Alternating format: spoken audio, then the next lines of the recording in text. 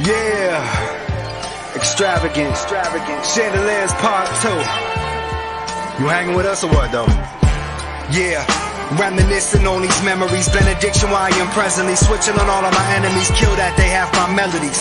It's real rap around parentheses, chill back, switch these energies, Rems lap, learning chemistry, watch the imagery, a new path, grown men defending family, boom bap, we marching heavily, the canvas on some simile, like canvas late for Timothy, the candles lit so when the lights quit, we shining definitely, chills in every breath of me, I play your body symphony, check the crowd, walk your destiny, twice the man I meant to be. Every bar a centerpiece, pick it off the lemon tree. Authentically involved with my identity. That's why you ate the fruit. Pro said I'm the truth. That's a doctor dropping sign, so you know the math compute. The magician laid my foundation, built me out the booth, raised the roof. Cathedral ceilings in my feelings, chandeliers after millions. Lyrical engineers, architect appealing. Amazed by the children, affected by the flow that I've been given. Selected by the polls, facts and opinions. Measure what you stole, unload, you forgiven. The shades drawn, stop banking on a wish. Escape the hustle that was carrots on the fist. Yeah. And welcome to the ProQuo Show on a beautiful Friday night where it feels like spring. It feels like summer here, my friend. It was 87. 87? Yeah, exactly. We peaked it. I think it hit 75 today. Wow. Yeah, it's gonna drop down to 55, be beautiful and sunny, but still, man, it's so relieving knowing that it's on its way. Yeah, man.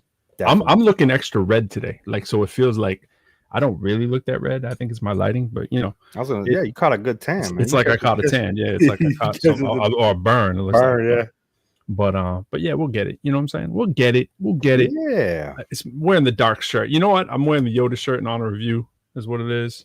See that? See when I go low, it wants to bring in the color. You know what I'm saying? Mm-hmm. But shout out Yoda. Shout out to Luke, whoever you are, man. Might be one of them. Absolutely. Yo, I'm super excited tonight, man. Me too, man. I know some good people gonna come by tonight. Yeah. We got Dr. Ward coming through. You got hip to Dr. Ward today. Finally, after the you got a little. I got hit to a couple months ago, but I got to actually get that live preview. The live, yeah, absolutely. So she is my jaw was like yeah, she's a basket of energy, man. She's for all of y'all who don't know, she is a well, first of all, I know her first as a professor. She's a professor. She puts together TEDx. She's an executive director of TEDx's out here in DC, one of which I participated in over at Howard, which was real cool. She is a director of basically an arts program that they got at Archbishop Carroll High School, which is she'll tell you more about that. She's an author. I mean, she's done it all. You know, and that's just tip of the iceberg. And she's obviously a poet who's got a little flow, right? She's got a little flow. And she might not say she a rapper, but she might not say. She might.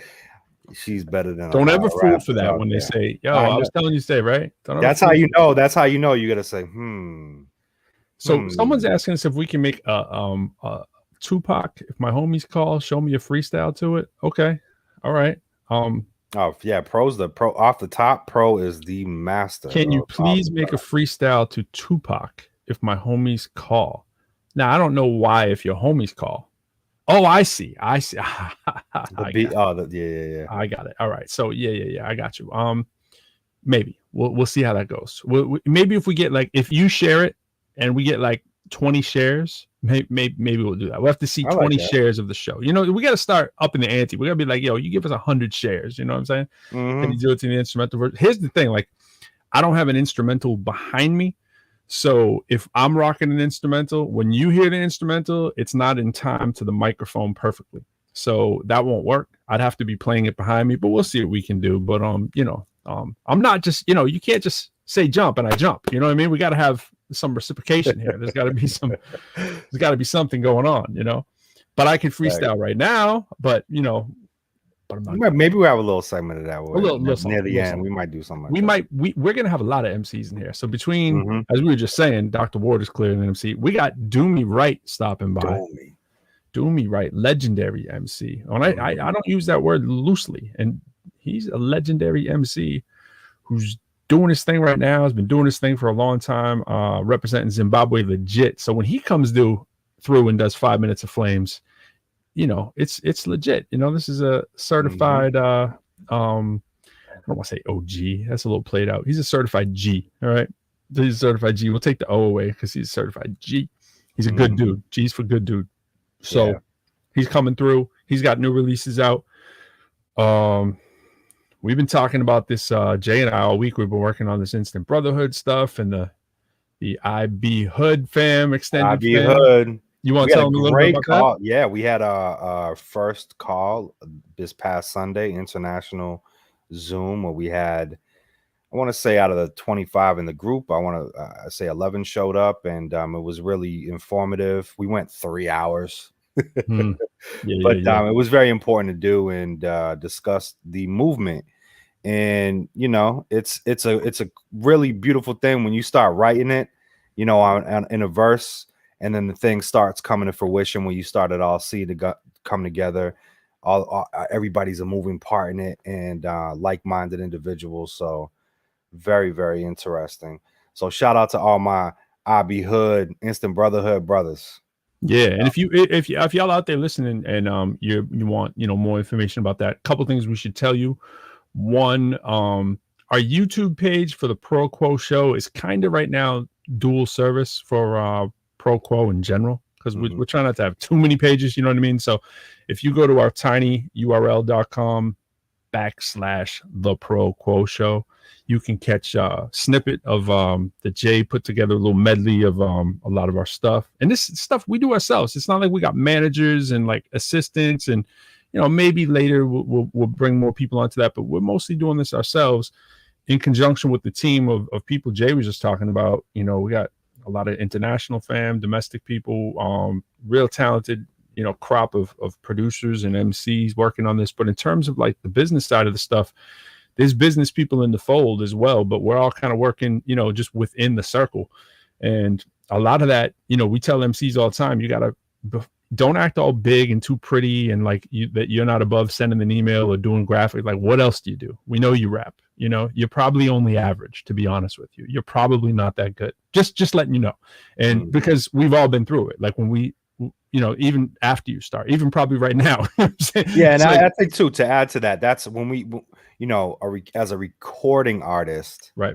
That category, because I think anybody that raps, it's a great thing. It's a good thing. You know, you got to express yourself. And if you're recording too, yeah. But then when it comes to you're putting your vocals, you're putting your vocals on that record.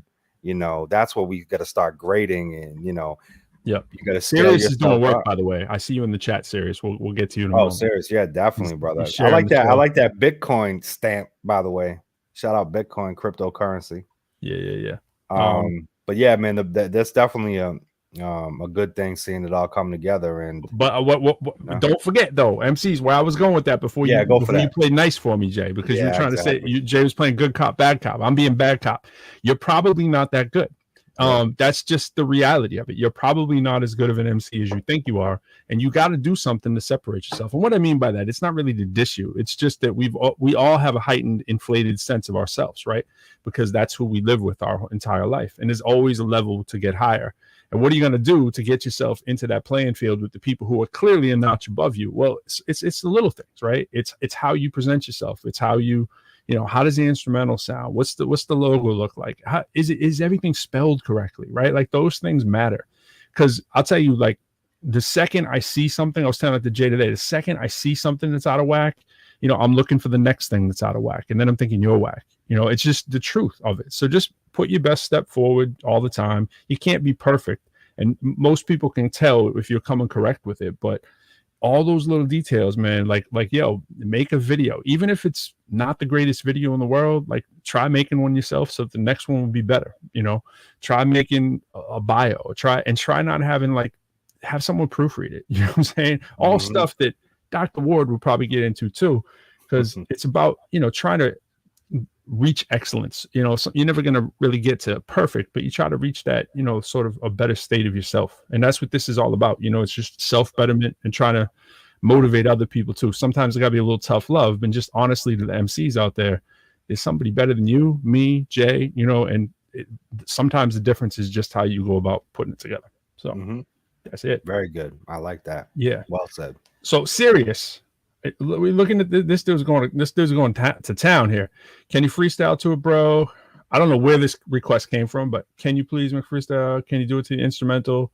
Look, I'll help you. Okay, look at my Facebook friends. I can share it for the future. I can share. Look, mate, how many groups I shared. Okay. Hey, what up, Trina? How you doing, girl? That's a lot for the freestyle. Why us? Why? Like, I mean, is it you heard us freestyle? Is it just like that song? Is that I want to know. I want to know more about why us. Why you want us to freestyle? I got to give a shout out real quick to my man Dominic Joseph. What's up, brother? Mass Rhymes, I believe. If my memory serves, I ain't seen him in a while. Last week, a bro from Detroit, he flowed for us this song. Okay. Okay. Were you catching that feed? I'm reading the feed. It's comment. Okay, I got it. Yeah. Wow. There you go. You are serious. He is serious. Serious has done like 20 posts on that. All right, so let me. You've definitely distracted me. So I will come back to you. Don't worry about it. But yeah. So we got Dumi, we got Dr. Ward. We're excited about the Ivy Hood stuff. We're excited about kind of where the music is. It's cool working with the team of people. That is sort of like-minded. You see that in so many cities, but now in this sort of COVID market, it's like, don't limit yourself to cities. It's really Jay's vision and my vision, by connection. It's like, that's his whole instant brotherhood thing. It's like, he says it in the rhymes. He talks about, started out and I'm not going to paraphrase him exactly, but just the whole idea is he started the movement, try to reach out one hood to the next. It doesn't have to be everybody down the block anymore. In fact, that's too limiting, right? So if you know people that are talented, now's the time to, put it all together and join forces. The Avengers, right? That's your philosophy on it too, man. It's superheroes in the backdrop. That's why you got the Yoda shirt on, because we know that Pro really undercover Yoda. Okay. I see the Crew superhero logo there, right there, man. That's the Crew superhero show. Could very well be. You know what I think when you started, because I'll switch over to DC. It doesn't have to stay Marvel. Exactly. Whatever you're gonna do. What I was thinking, Pro, is that because Serious is maybe wanting to hear some flow, we could throw in a record, maybe just spin it. Why don't we play a little bit of the You want to play a little bit of that collaboration thing? So give people a little taste instead of playing a whole new record. You know what? That's a great idea. All right. So let's do that. So Serious, this one's for you, brother. You get to hear Professor Lyrical, my man Pro. Oh, this side, Pro. And Cruz, aka Quo. And Cruz, yeah. A whole lot of Cruz and a whole lot of Pro. All right. Check it out. This is coming out in June. Singles will drop before that, but just a little smattering of what's coming. Yeah.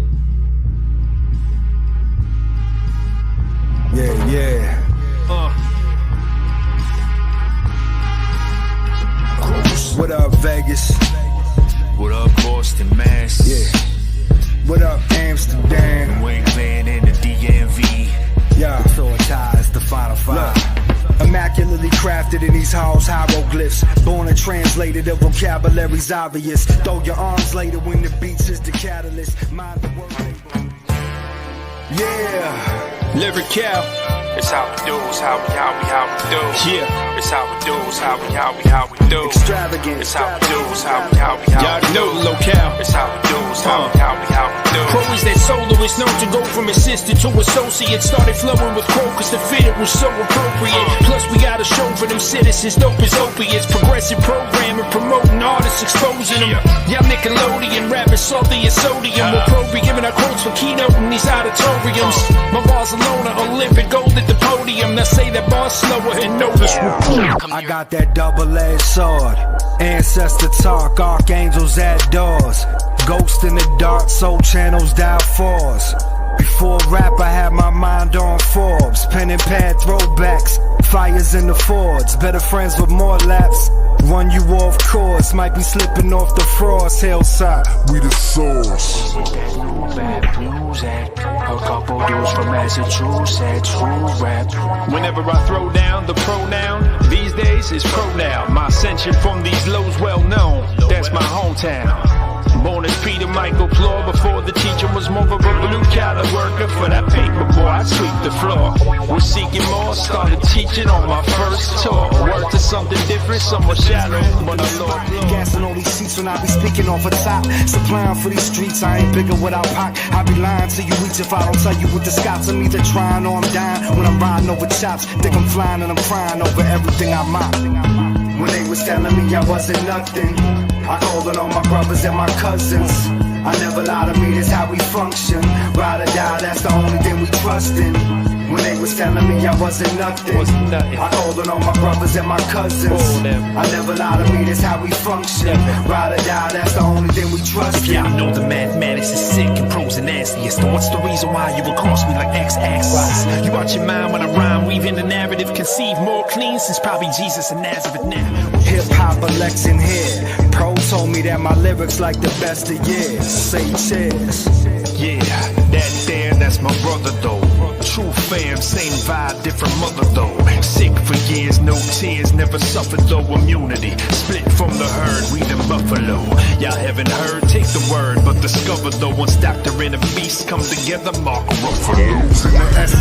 Black mold ain't the essence, unfold over crescents that mean the wolves out. Hungry, questions, we just pull the soul out. Mummies, weapons, I'ma call the cold out.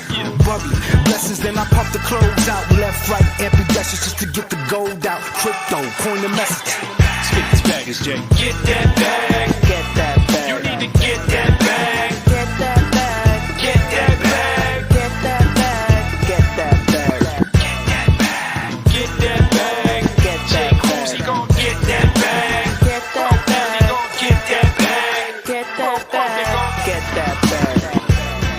We out. My grandmothers. You lucky if you get two.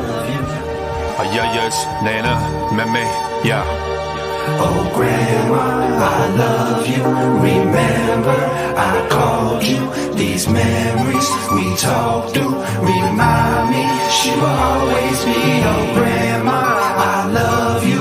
Remember, I saw you.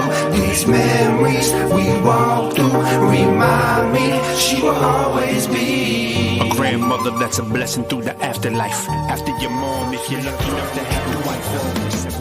I'm on the corner free riding with my clique in them. Before Atlanta, Mississippi hit the map off of discipline. Disciples at the table thinking labels made it Timberlands. Recycled off the majors, quarantine, I'm in the crib again. Playing daddy, school teacher, and a hooligan. I'm on salary, not married, but I'm rooting me. The queen cheers, so it's cheers, bottles moving in. That's weekdays, long nights, videos all Peruvian. A big dream texturized on a podium. Reflect the vibes, hope you feel what I sow in them. We on books, former crooks, tall castles, no linoleum. There's no church, but I preach on this flow again. Yes, There sir. it is. Yeah, That is very good. nice work. Mhm. Cruise. Nice Yeah, man. work, Pro. Who put the video together? Yes. You know, as amateur as my cobbling together was, but yeah, man, this music really that made that. So just Yeah, in reality is, you know how it works, right? Well, we have the idea, it's about execution, you know, and we do it to the best of our ability. And reality is this is all quick work because we executing on a high level, you know. This week was marketing, getting our brand up, getting the pages created, you know, really communications, really too. yeah, Just, communicate, you know, phones, text, behind the scenes. you know, yeah. that social media. For me, the past since we've been doing this 3-4 months, maybe it's been like pretty much shut eye. I don't even, you know, I wasn't paying attention to it. Now I'm back on it, trying to look at our feed a little bit, check out the DMs, reply back to people, and very little downtime, man. But yo, I did catch this week with everything going on. Well, at the end of last week, I should say, or the beginning of this week, yo, caught that Ghostface versus, man. Did you catch any of the Raekwon and the Ghostface? You get a little snippet there? I did, yes, yeah, I did. I was tuned in for like an hour here and there, and I was like, yo, I kept going back. I couldn't believe how long that thing was running. I was like, this is dope. It was like Kid in a Candy Store, but there's so much going on at that same time. So I want to peep the full length version, but they were having a lot of fun with that. Oh yeah, for sure, definitely. It's good to see. I mean, nothing like Ray, man, and Ghost. Come on, absolutely. Yeah, it's classic, man. Classic. Yeah. You see him not afraid to wear the tight with tight clothing during COVID, man. He's like, yo, I don't care, man. I'm just, they own stylists. Yeah, hey, yeah, man. They were changing the clothes too. He was. Like, I might have had a laugh emoji in my head that I didn't put out, but like, you know, right. I'm waiting till I hit the gym before any of that tight gym wear comes on. That's for sure. Speaking of the gym, you know what, man? The most official. Uh-oh. What you got? Unofficial sponsor. You gotta let me know. You just come out of nowhere, man. I don't even know. Down. I'm down 9 pounds. What? Wait a minute. Wait, you got to tell me more about that. That's what before you go on official. Yeah. So you told me like about a week ago that you put in some time, right? You started putting in the time, putting in a little session. Yeah. So it's been 2 weeks now at this point. You dropped 5 pounds, and you're not even really at a real gym. 9 pounds. Oh, 9. Yo, 9. You're not at a real gym though either, right? No, Shen's down 7. This is the thing is that diet, what you put in your body, right? Lost weight after the marriage. No one does it's that. all about. That's you the new before the marriage, and then you get fat. I did. I said, you know, let's close this book that we were walking in and writing in, and let's write a new book and start on chapter 1. And chapter 1 is health. All right, so what's the secret, man? I know it's tied into the sponsorship, man. Tell me what y'all doing. So the biggest boost is Formula 1. Oh no, here it is. You know what I'm saying? Formula 1 and my multivitamin Formula 2 and my cell activator Formula 3. Oh man, you're going hardcore on them, right? But yeah, in addition to that, but we can't ball in a budget like you unless we get the inside connects. Yeah, you know that is the thing. That is very true. I mean, I did use my own hard-working money to purchase these things. Oh, you did? Okay, all right. Oh yeah, facts. I don't. Yeah, something for free is nothing. You know what I mean? You got to pay. Yeah, because you do have the connections. I do. And reality is, at the end of the day, by doing this, I'm replacing a couple meals. My grocery bill's going down because I'm also eating real clean too. So I cut out all yeast. Anything with yeast is out of the diet. It's vegetables, chicken, no red meat. I'm not saying I'm definitely gonna be having a hamburger, but right. Now for me, when I drop weight, like right now, I can tell my face is all round. Right, I drop real fast on my face when I'm dropping. You got the beard, so it's tougher to see. Is that when you drop first, or is it gut, or what? Is it it's usually like I start top and then it moves down. Yeah. But yeah, the weight in the face is always that fluid is really what it was. Is I think that first set of weight was just water weight. What I mean? So you weren't going to have the people saying it to you though as much because you got all the beard, so it's hard to see. Right. You know what I'm saying? It's going to be when I want to say now later. I can tell. I want to say like, oh, you do look a little, but now I'm looking for it. Yeah. So that's dope, man. Congrats, man. That's big. Brother. Yeah, for sure. Not many people drop weight after the wedding. Trust. Oh, I know. My first one was anyway. Yeah, man, that's major.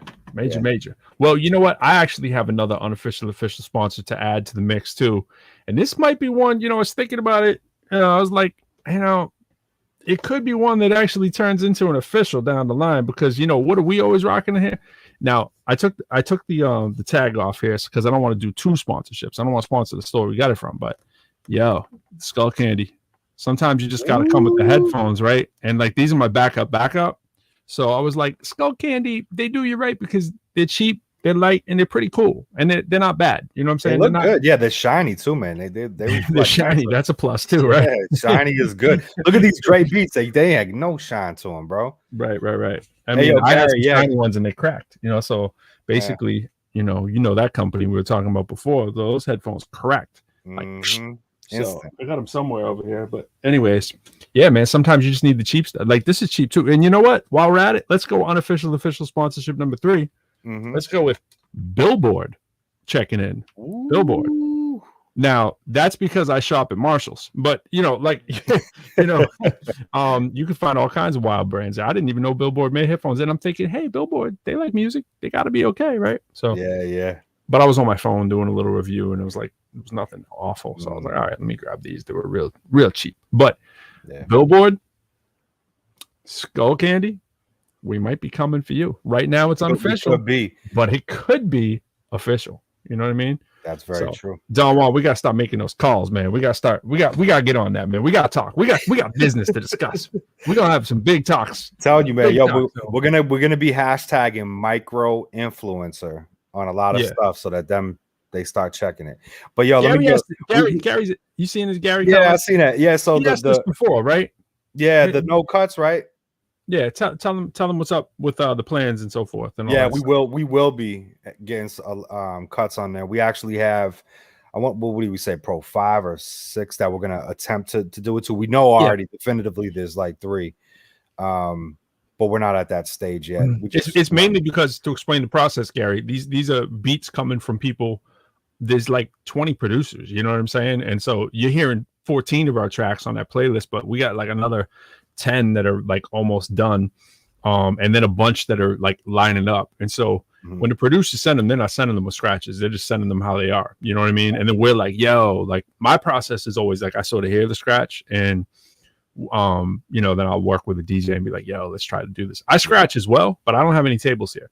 So in this COVID era, that's just kind of what we're dealing with. When we take them to the next step, when we actually go record in the studio, then we'll start laying them down. But we might have someone fly tracks back and forth to us too.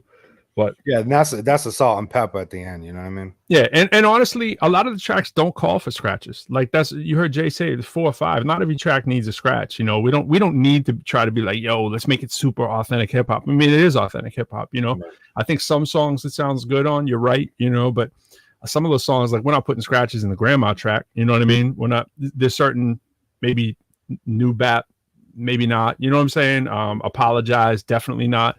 So there's certain songs that lend themselves to it. There's some singing choruses on there that we like. You know, there's some melodic stuff on there that we really like, and so it may be in the background, but for the most part, there's only a few that we can think. So that's just kind of where we're at. Maybe more on the next stuff, but you know, when we're out of the COVID thing. But great question though. Yeah. And he also asked you have a cheat day.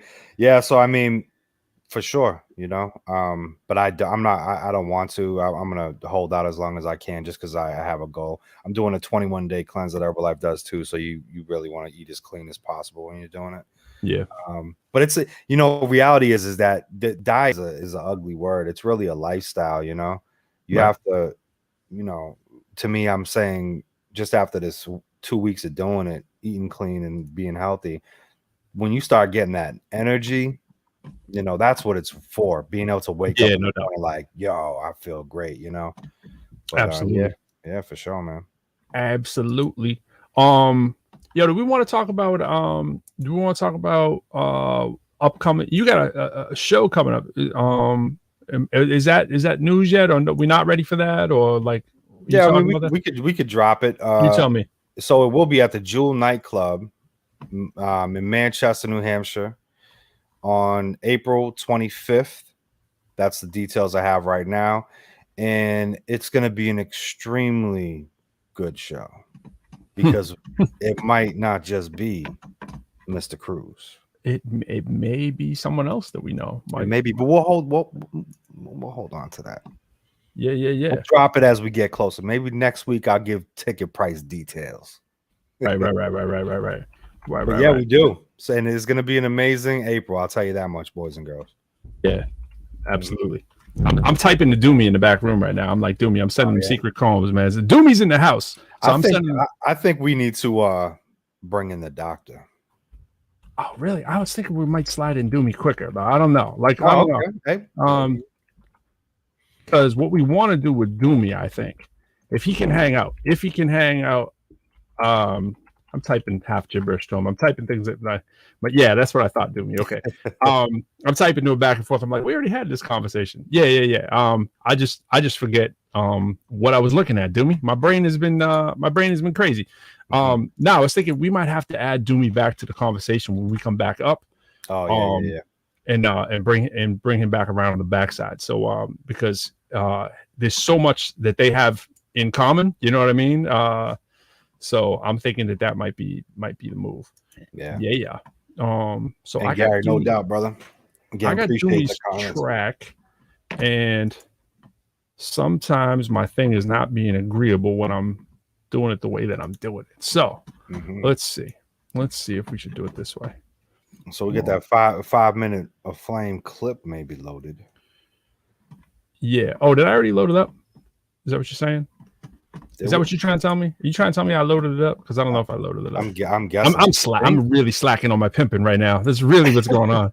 Really slacking on my pimping right now. I'm pretty sure you did, bro. Nah, I'm pretty sure I didn't. Oh, and also about that show, one other. Yeah, you tell them while I look. Yeah. So that's actually that was an invite from Felix out of the Second and None crew that we had up a couple last month, maybe with the 5 minutes of flame, and they jumped in. So good looks on that, Felix, and that whole clique.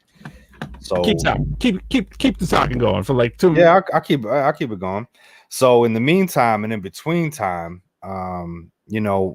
make sure you guys go to the tinyurl.com/the ProQuo Show, subscribe to the YouTube channel. And also, if you're on Facebook, catch us with our IG handles. Follow us there. We got a couple pages that we created on that as well. You'll be able to look up ProQuo page, and that's going to be like our instant brotherhood area. That definitely follow that. But more importantly, too, anyone that's interested in kind of becoming part of this movement with us, as we're growing, we definitely want to allow more people to enter into the circle with us. So, just hit us on the DM, and, we'll definitely down to talk. I like doing video conferences. We're really cool with that versus just text messaging. Like, you know what I mean? I'd rather see you face to face kind of thing. And, we build from there, because together we're amazing and we could do amazing things. But, when you try to just stay by yourself, it's difficult to get anything accomplished just by yourself. So the more we build, the greater it's going to be. And, that's globally too. So, wherever you at, it doesn't matter. If you got some talent, you got a skill set. We are looking for, editors and stuff that are good with the computer stuff. We're looking for artists to join the movement. We do have a couple of those people in the deck, but the more the better, and it's going to be really, really dope having this thing all come together and see everybody participating too. Shout out to all my brothers on the IG chat, keeping it moving every day, showing the activity. That's how you stall, man. That is perfect. That is like, in other words, if we didn't tell people we were stalling right there, no one would have known. I mean, it was beautiful. They would not have. It was beautiful, man. You want to do an award show with me sometime?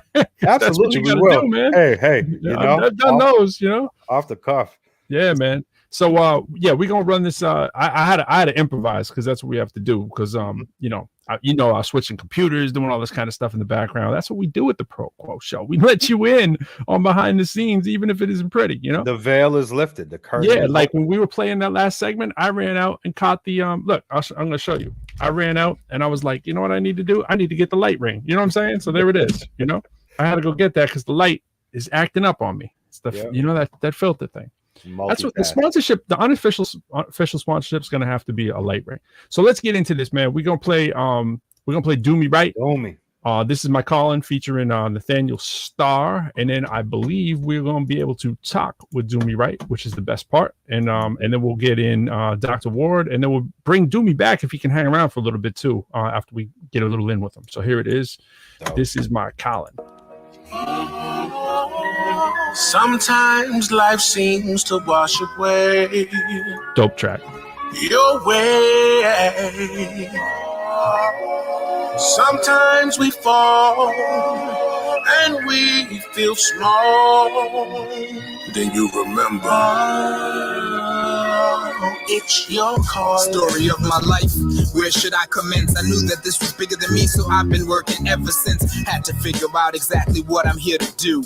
Sometimes you choose the goal, sometimes it chooses you. Searching for the answers, taking lots of chances. Had to grab a hold and take control of all my circumstances. Every time that I survived, I used that as a lesson. Cause in disguise, I realized that there might be a blessing. It took a lot of effort and a lot of sacrifice. This is my calling and I'm all in like the World Series of Dice. It was an education that was pretty far from formal. The path I chose to make and take was pretty far from normal. Many times I was coloring outside the lines instead of following following patterns, I made up my own designs. When the skies were overcast and it wouldn't stop raining, waited for the seeds to grow, the reason I've been training. I could work harder, but I chose to work smarter. But this not working out at all, and I was a non-starter.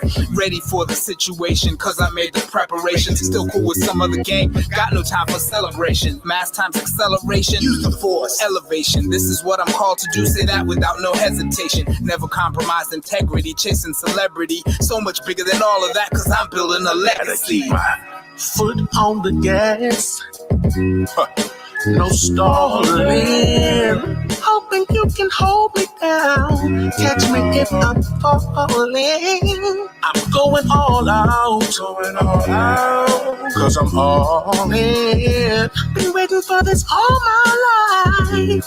This is my call. All my life I've been waiting to do this, filled with gratitude, and I got a new attitude. Who this? Pardon me, I didn't recognize the number. Will I ever make it? There were times I really had to wonder, trying not to make the same mistake, repeat the blunders. Knew the storm was coming cause I heard the sound of thunder, but I never heard opportunity. Nah, I had to search for it. Nothing ever fell in my lap, I had to work for it. Having patience was essential, making progress incremental. Link between the passion and success is not coincidental. Trying to go from A to B, not always a straight line. Calibrated baseline, bottom line, it takes time. Throughout this entire endeavor, I knew that it would get better. However, whenever, whatever, I kept applying the pressure. Here's some words that I was given to this day, they stay true. Just keep pushing, then one day you're gonna have a breakthrough. Might be twisting in the wind, don't ever let it break you. All the struggles you go through is the very thing that shapes you. Don't know the secret to success, but here's something that I suggest. I'm still here because I didn't give in to the fear and stress. I submit my presence as the evidence irrefutable. Overcame the obstacles and made it through the crucible. Internalized this all into my molecular structure. Stretch goals so the ligaments won't rupture.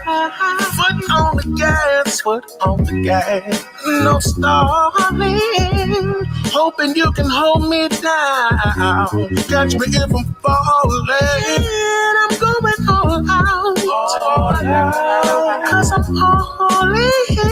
I've been waiting for this all my life. Been waiting for this all my life. Been waiting for this all of my life. I've been waiting all my life. Oh, I've been waiting for this all my life. This is my calling.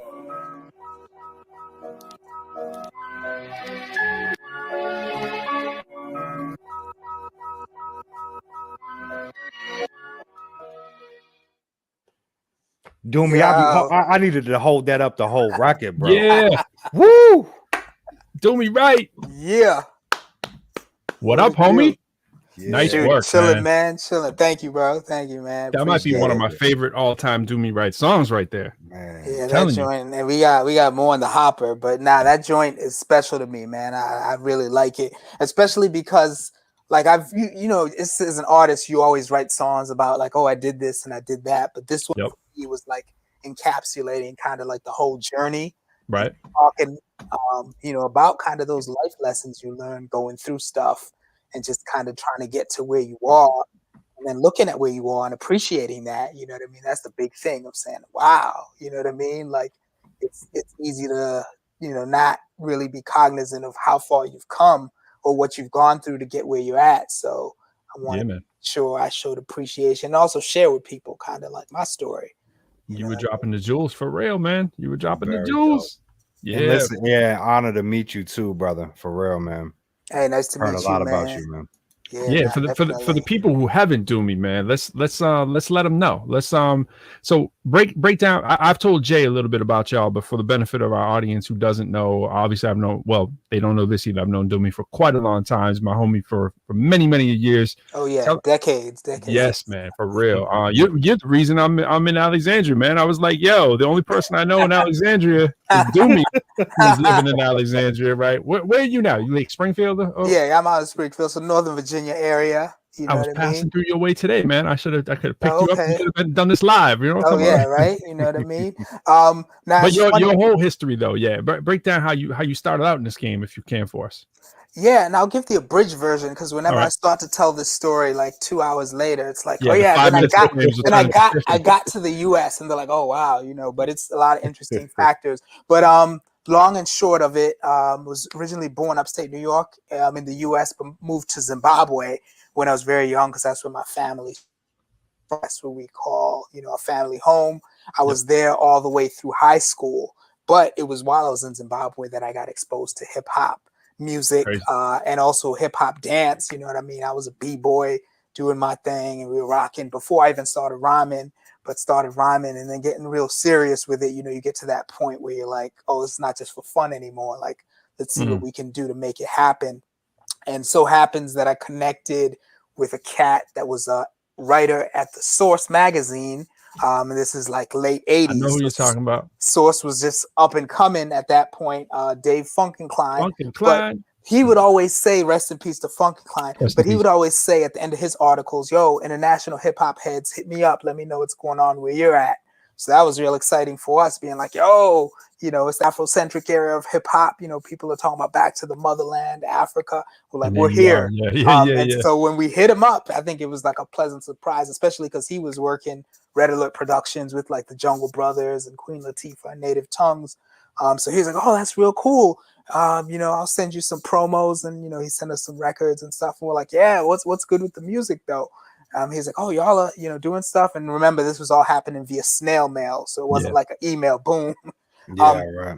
So he said, if y'all come to the U.S., it would be real cool to connect and see what we could make happen. We sent him a couple demos, and he's like, oh, y'all are for real.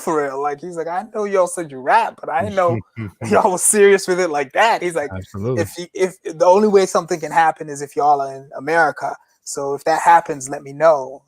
And as fate would have it, I was coming to the U.S. in 1990 to go to college and everything. So we linked up with him, once I got to the U.S., my brother and I, and, we got back into the studio.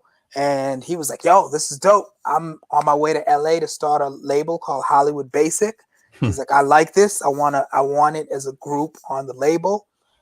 He's like, what are y'all called? We're like, Brothers from the Mother. And he's like, we need something that says like that you're not just another US group, another brothers group, right? Yeah. So they're like, what?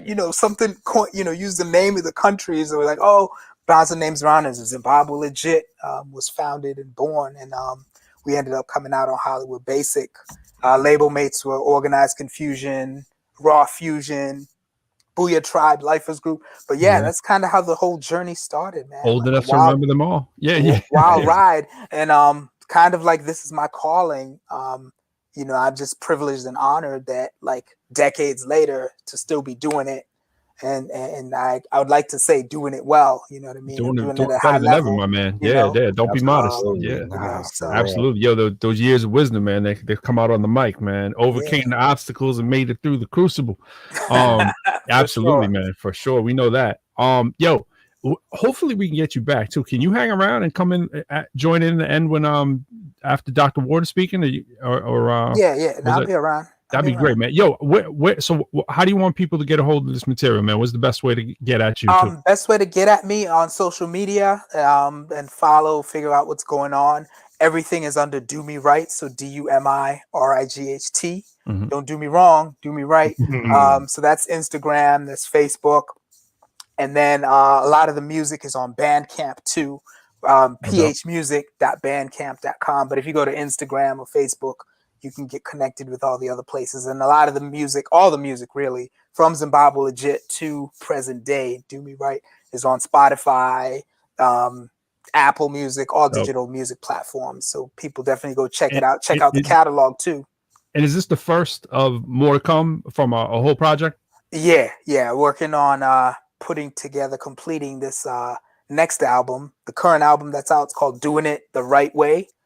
Play on words there. How funny is that? Definitely working on. I'm real close. I hate saying like, oh, it's almost about to drop, because I keep saying that. And, I keep really adding stuff, which is interesting to be like, I could be done. I could have been done in December, but I'm right, Jay? We know that story. This opportunity to do some really cool things with some real cool people. Man. Just some mind-blowing stuff. So I'm like, well, I just wait. This dude is a hip-hop ambassador. He's traveled around the world. He's worked in conjunction with North Carolina with Department of State and Cultural Exchange, gone to Thailand. A fellow winner of the Pitch and Flow contest. Yes, absolutely. Teaching, emceeing, and working with a lot of universities. Me up with that. The hip hop education is also a big thing. I just did something with George Washington University this past semester, helping with the hip hop history class. We're trying to tell everybody, man, that doesn't know, you'll get involved with them colleges, right? Those colleges, they pay the bills, man. They can pay. Yeah, indeed. And it's a great captive audience of people looking to, hear that next new thing or to learn something they didn't know and put it together, man. So that's great stuff. Yo, if we can get you back, man, we're gonna add you back in the conversation a little bit. You want to chill in that green room for a sec? Word up. Y'all got some refreshments back there, right? Yes. They're very non-caloric. Yes. That's what we're looking for. Indeed. This is my calling. Yo, that was dope, man. Dumi RIGHT, Nathaniel Starr. Yo, that dude can blow two on the hook, man. That dude was nice. That was bro, that was a really dope song. Major level. Really? All right. So speaking of major level, we're gonna bring in without further ado. We kept it waiting for a little longer than we wanted to, so we apologize there. But we're bringing in Dr. Ward, and I just like saying Dr. Ward and skipping over the first name because it sounds a lot like Dr. Plord, right? So here she is.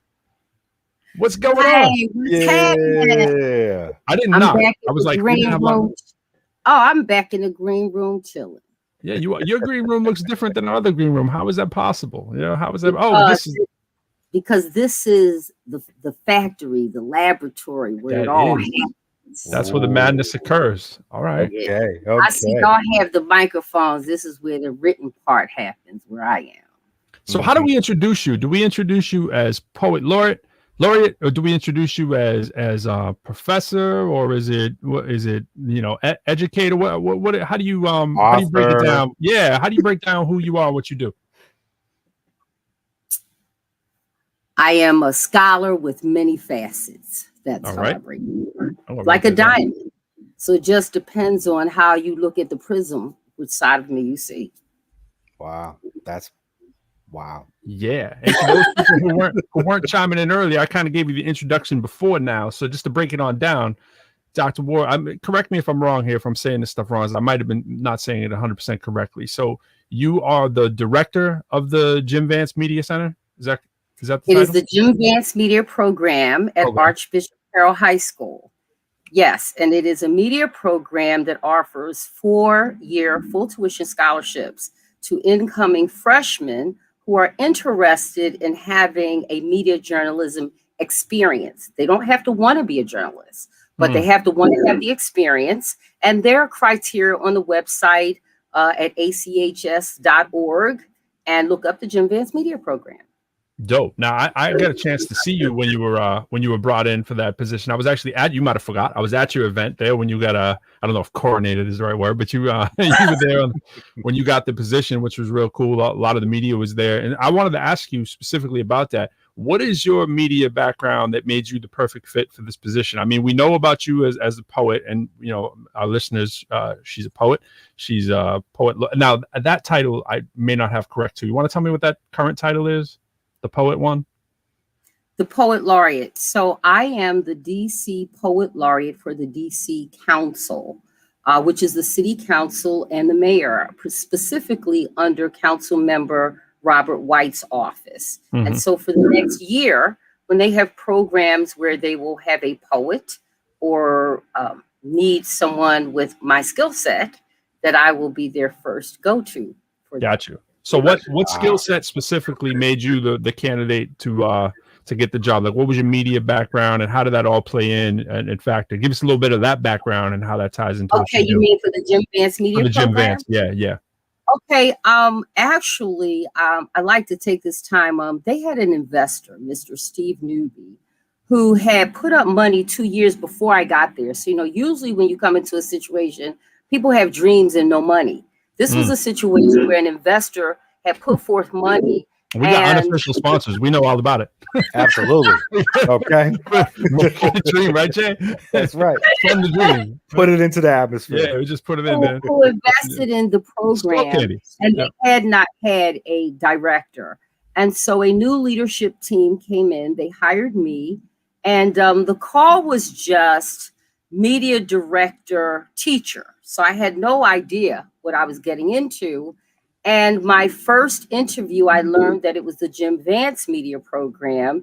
And I interned under Jim Vance at 18 years old. So for me, learning that was like my career coming full circle. Wow. To be enabled to harness his legacy in his school and oversee the building of a 5,500 square foot media studio and write the curriculum. So as a creative person, for me, this was ideal because it gives you an opportunity to put your footprint on it, if you will. And Mr. Newby, with his generous offerings to the Archbishop Carroll High School community, had the faith in me. I had a great group of students that I inherited. I called them my Vance scholars. They bought into my vision. And I'm pleased to say now, 2.5 years later, we have a wonderful curriculum. Our first graduating class will be next year. And as of this week, our students are manning all of the production positions in a studio production. So I'm super proud of that. That's real good. Congratulations. Thank you. Absolutely. You're very welcome. So I have a question. So when did you start writing your poetry and putting flow to your words? When did you get inspired, and how did that come to be? Okay, that's an interesting story because I didn't take it seriously for a long time. And in 1996, I had a brother, Danny Queen, a poet, who was really into producing his stuff into cards, and he put me on, and I got into producing my cards. It turned into stage shows, and poetry took me to the PhD, which is my book about to come out, puts forth poetry as a learning tool for special needs learners. And so it really was a journey to embrace what ministers describe as a God-given talent. And in terms of the rhythm and flow, as an educator, for me, engagement is the key. And so if you can get their attention, you can teach them anything. Absolutely. And so I'm about meeting students where they come into my classroom, my house, as I call it. She's not lying. I'm the mother. Jay, I was in one of her classes. I had the privilege of, because she teaches too. She's a professor too. So I get to teach, go in and get to, like, she had me in as a guest in her communications class. I was like, I walked into a nightclub. It was literally like a nightclub. And I don't want to tell you what kind of nightclub. I mean, they were getting loose in there. I don't know if it was, I don't know. It was like, yeah, I'm just going to say, it was not your typical educational experience. And you had all their attention. They were doing their thing. You were grading them on their presentation. But what was dope, and just like you're saying, you got to reach them. You were letting them present on pretty much anything they wanted. If they were interested in being a go-go dancer, if they were interested in being a club promoter, whatever, they had to do the proposal, come on in. And, other educators might walk by and go, oh, what's going on in there? Whatever, and I'll tell you what, every single one of them were paying attention to their thing. So that's the magic right there. I got my first aid from it wasn't a professor, it was a high school teacher, but same deal. And because he allowed me to engage my rap in the classroom, it just like I went from a D to an A because you say that in lyrics, don't you? I do actually. You do say that in one of our songs. See, Dr. Ward, man, it works. We know it. It works. The method works. I remember that particular class that you came in, Pro. I'm sure you do. I do, now that you tell the story. Yeah. And it was special occasion speeches. And it's where I absolutely allow my students to take me anywhere they want me to go. Our class, no holds barred, as long as it is presented in an academic forum. Right. So it can be anything as long as it fits the guidelines. So in this particular case, and I'm going to be specific because I know. I was being vague. What he was getting into when he walked in that day. I blushed a little bit myself. No, serious. So one of my students who was like super shy, very petite young lady, and of course, no nudity or skin, but you can get as creative as you want as long as you wear like a nude color, dance skin, and whatever you're going to present. This young lady presented the opening of her own strip club. I just saw Don Juan's head move in the background. He was like, what? What? I could see him back there. Don Juan, what's going on back there, man? Did you hear that? I heard strip club and I lost my train of thought. Sorry. Yeah, I saw. It looked like something happened, you know. But the beautiful thing was, it engaged the entire class. You had to put forth your own speech delivery. So it was about the speech and the experience you took us on. So this student invited us to the opening, gave her speech. She had the VIP set up, students, I remember this very well. Participating as hosts in the VIP section. She had real bottles with just like ginger ale and stuff in it, but it looked like they were serving.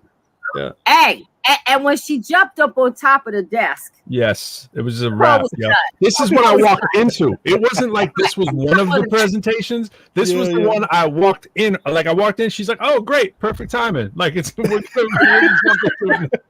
was like, "Yo, that's funny." No wonder you have such high attendance. You know, like, how do you do it?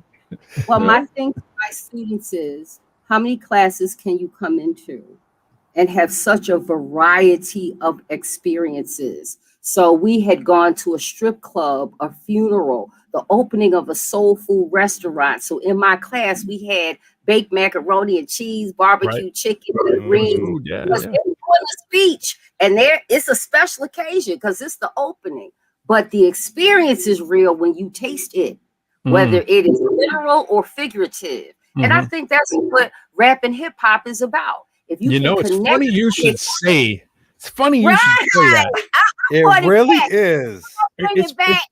It's funny you should say that because I had to put Jay on to you, and I was like, Jay, yo, she rhymes like she's a poet. Don't let her like fool you. She can rhyme. Like she's not just like she can flow like a rapper, like MC. You know, I've heard her do that stuff.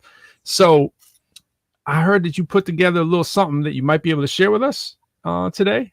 You got a little something that we can demonstrate to our audience that it's more than just we're not just talking here. Like this is, she got the goods too. Yo, everybody that's watching, you got to strap yourself down in your seat so you don't fall over. I'm telling you, bro. Yeah. I said I was on the phone. I'm like, yo, I'm about to hit the cement. She about to blow me away right now. This is crazy. Yeah, real dope. So what you got? You got something. You got something in store, I think. Well, here's the story. Everybody has been up in arms about Cardi B's WAP song. So on TikTok, on the internet, you see parents' responses, you see seniors' responses, you see other celebrities' responses. What I didn't see was the educators' response. And again, this is popular. This is what our kids are listening to, our young adults are listening to. So it behooved me to rewrite it for educational purposes. Here we go. And here we go. That's what I'm talking about. Okay. And we're gonna get a piece of that right now. We're gonna get a little sample. We're gonna get what we getting here. We're getting a remix. You have music. You have what we gonna do. I gotta get this banner right. That's what I gotta get right. Oh yeah, get that banner right. You have some music. Super talented. Now, when you're rapping, do you go by? It's gonna have to be on your background, so or else you'll be off beat if we play it. So it's gonna have to come from you so playing I'll it. have to share my screen. Yeah, all right, that's good. I'm getting the screen ready right here. This is WAP by. No, it's not WAP. Oh, I'm sorry. It's Stop. I forgot. You told me. Stop. And Stop is Don't tell them.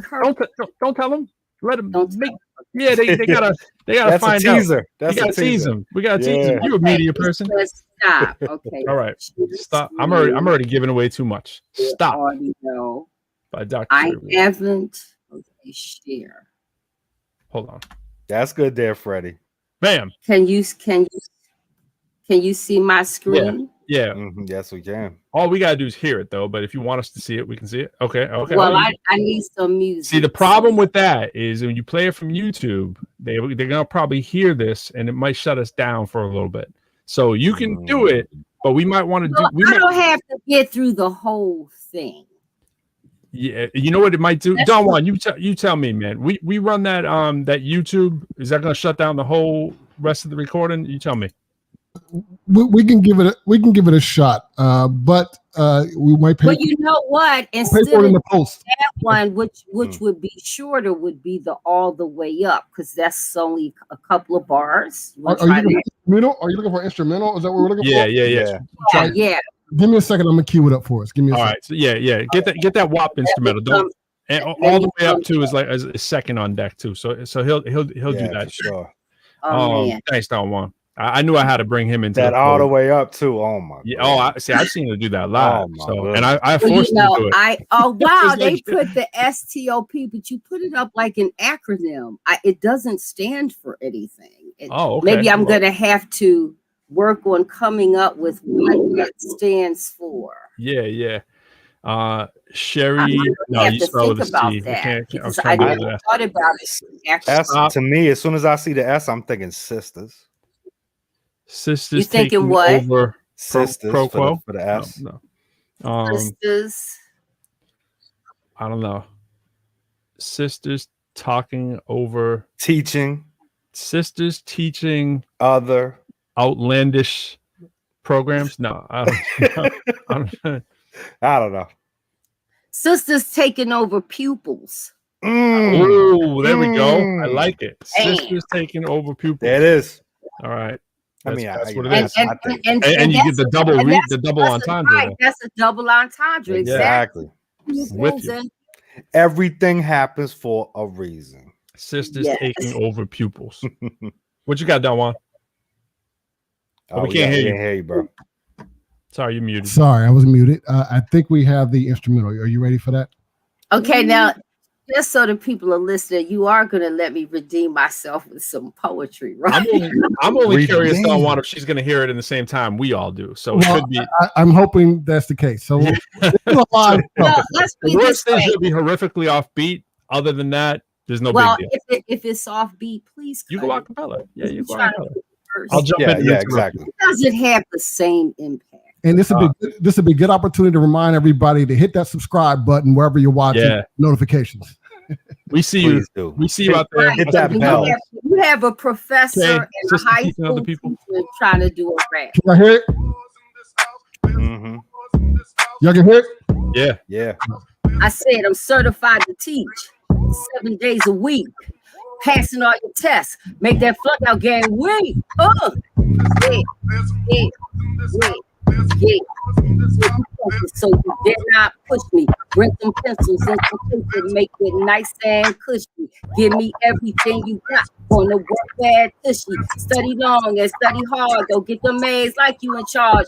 These books like different floors like you live in large, not on top. I wanna find, teach me ways. Open your mind, open your eyes, open your mouth. Open my eyes, come alive, get it right. Not surprised, all the way up, we are alive. I want you to make this picture perfect, like a group alive. Make them dream, make them see in the schoolhouse, make us see. Okay, so I'm gonna stop there because somebody's saying that the beats are off.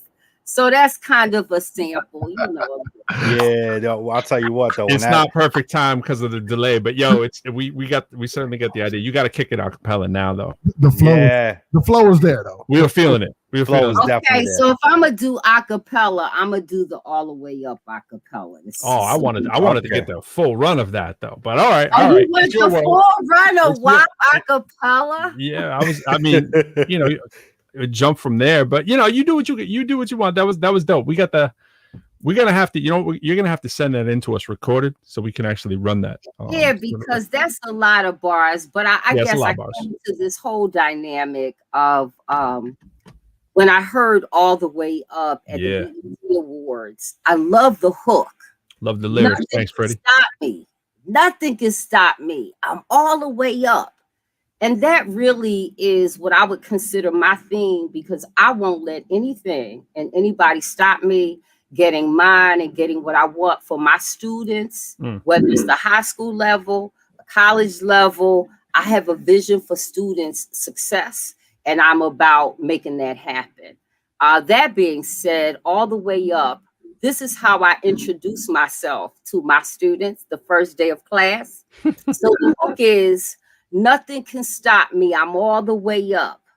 I'm all the way up. Nothing can stop me. I'm all the way up. Shorty, what you want? Shorty, what you need? The name is Dr. Ward. This the place to be. A party with a purpose just to learn with me. Off the chain, off the brain, and off the hook. Another level to the schedule, not in the book. I'm the teacher with the rhythm. I can make a rhyme. And when it comes to journalism, I can cross the line all the way up. Nothing can stop me. I'm all the way up. Shorty, what you want? Shorty, what you need? I could take below basic, show them how to read. Take a kid from the hood, show them how to lead. And if you ask somebody, I'll unlock the cuffs of your mind's imagination for a greater transformation and a better education. Got bachelor's, got master's, got a PhD. I come from the hood. That's the nth degree. And if you don't want success, don't with me. So if you in it, gotta win it, gotta do the work. Read the chapters till you know and make your tickets work. Take the chains off your brain for discovery to the center of your soul creativity. Instead of smoking in the front or smoking underground, do your book work, smoke the books. Make the world go round and round. I'm all the way up. Yeah. All the way up. Yeah. Nothing can stop me. Yo, what you saying, Don? You still on mute. You're on mute game.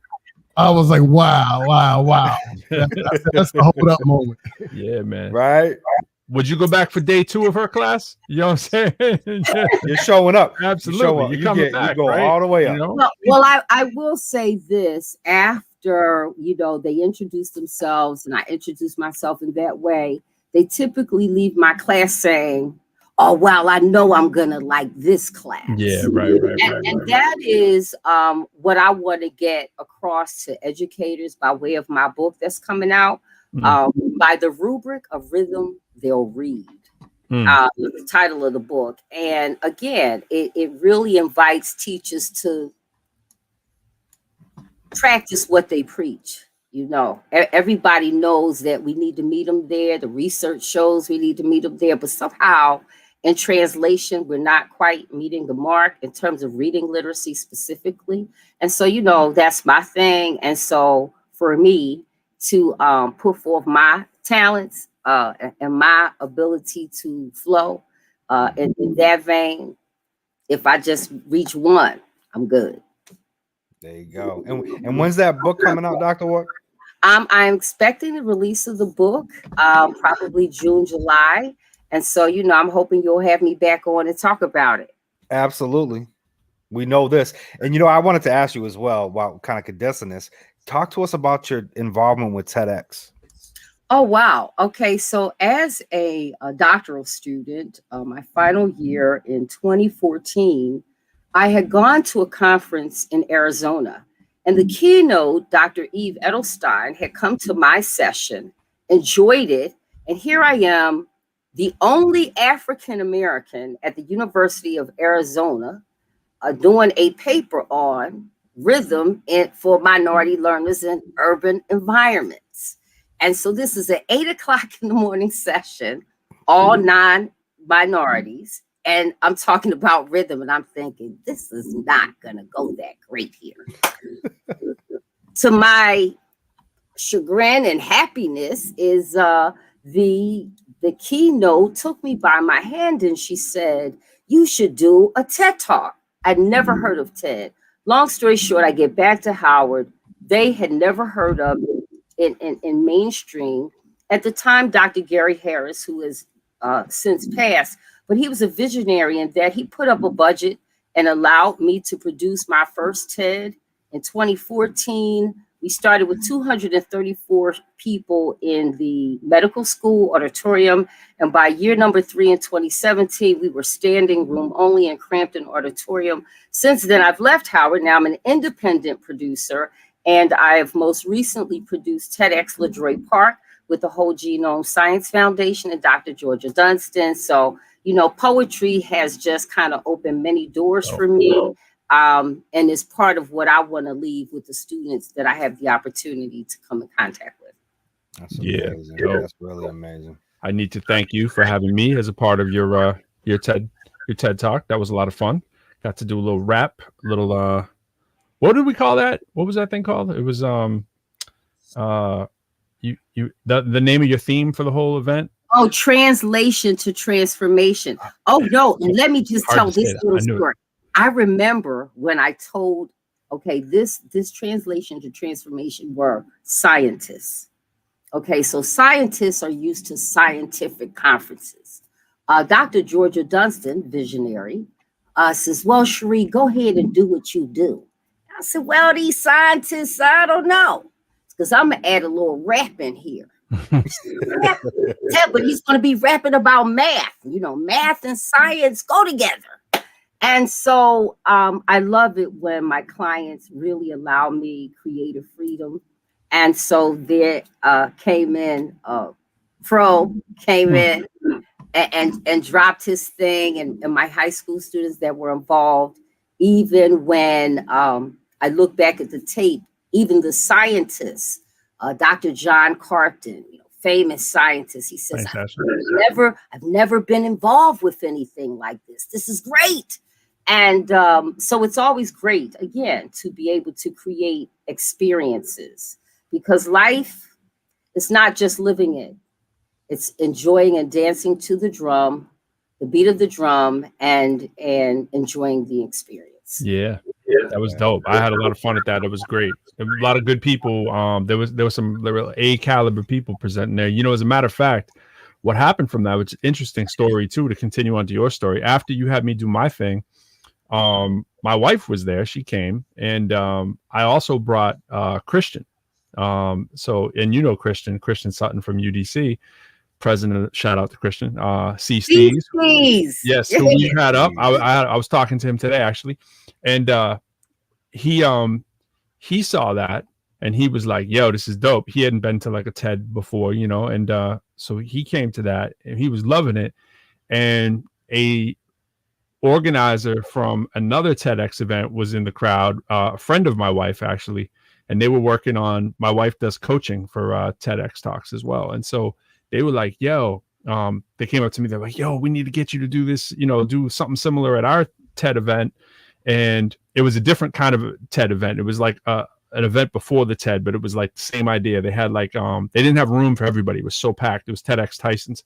And so they needed to like have some people. They did like a 1 minute, 2 minute kind of TEDx quick talk, right, where everybody got up and did their thing, and then they voted on the ones that they were going to take. So we were the special act. So Christian, I said, yeah, as long as I can bring Christian through. And so I had him close the show, and I got to open the show, and so he killed it. He crushed that. So he did a spoken word at the end. We got some real dope pictures of that of him up on the TEDx thing. So yeah, man, shout out to, you know, providing opportunity to the students, inspiring people. I mean, everything you're talking about is about inspiration, really, at the end of the day. You know, you're inspiring students in the classroom to excel, even on the way up, you know what I'm saying? All the way up, excuse me. It's that same idea of like self-betterment and excellence and pushing people. Thank you. I was reading a couple of the comments there about the performance. Thanks. But it's all about Dr. Ward. I mean, putting that together is no joke. I know you run multiple ones. I think you got some planned in the shoot, and doing that in the classroom, doing that at the media center, obviously doing that through your music and your art. That's all about inspiration of the next generation who needs to see people in this light. You know what I'm saying? Using hip hop in this light, the way it was intended. So it's good stuff, because you can see a little too much of the traditional WAP and maybe not enough of the stop, you know? Well, that's okay, because when I bring that kind of rhythm to my class, they really respond and embrace me in a way that when I listen to them reminisce on when they first met me, my students, Elena and Ijoma and Zenobia and Corbin and Taylor and Keith Archer, and oh man, they are the students that I inherited. So when I got there, these students meet me for the first time. They don't know what to, oh, I see that our TEDx forum is the best method for communicating fresh ideas. What other forums are there out there? Okay, I'll respond to that. But just back to the students, to have students really embrace what you bring to them, given all the dynamics that we're going through now, you know, the pandemic, distance learning, you know, everybody's kind of up in arms, and to have students still want to perform, still want to come out, still want to show me what they're working with. that just makes me feel good, and that's what gets me up every day, and that is the force that propels me. Yeah, in your bio there, we were just sharing. I think you might have seen that. I don't know if you saw it, I had that on the screen, but in your bio, let me share that one more time. This is the bio at UDC that you may remember. This one. Yeah, so I'm reading here and I'm seeing a former Miss District of Columbia and representative in the coveted Miss America pageant. Tell us about that. Wow. Wow. I haven't had to talk about that in years. Now you do. The year after Vanessa Williams, I won Miss District of Columbia for Miss America because there are several pageants. Yep. And I was the DC representative in Miss America. Cool. And the only African American that year as well. And it was interesting experience because I was an African American young woman, grew up watching pageantry and not seeing anyone like me. And when Vanessa Williams won, it was like, wow, you know, we got one. Yep. And that gave me hope. And then, you know, there was the big scandal. And when I won, most of my interviews were based around, well, how do you think it's going to impact you because of what she did? And I always chose to take the high road because at that time, pageantry was dwindling in its popularity. I was in the news business even at that time.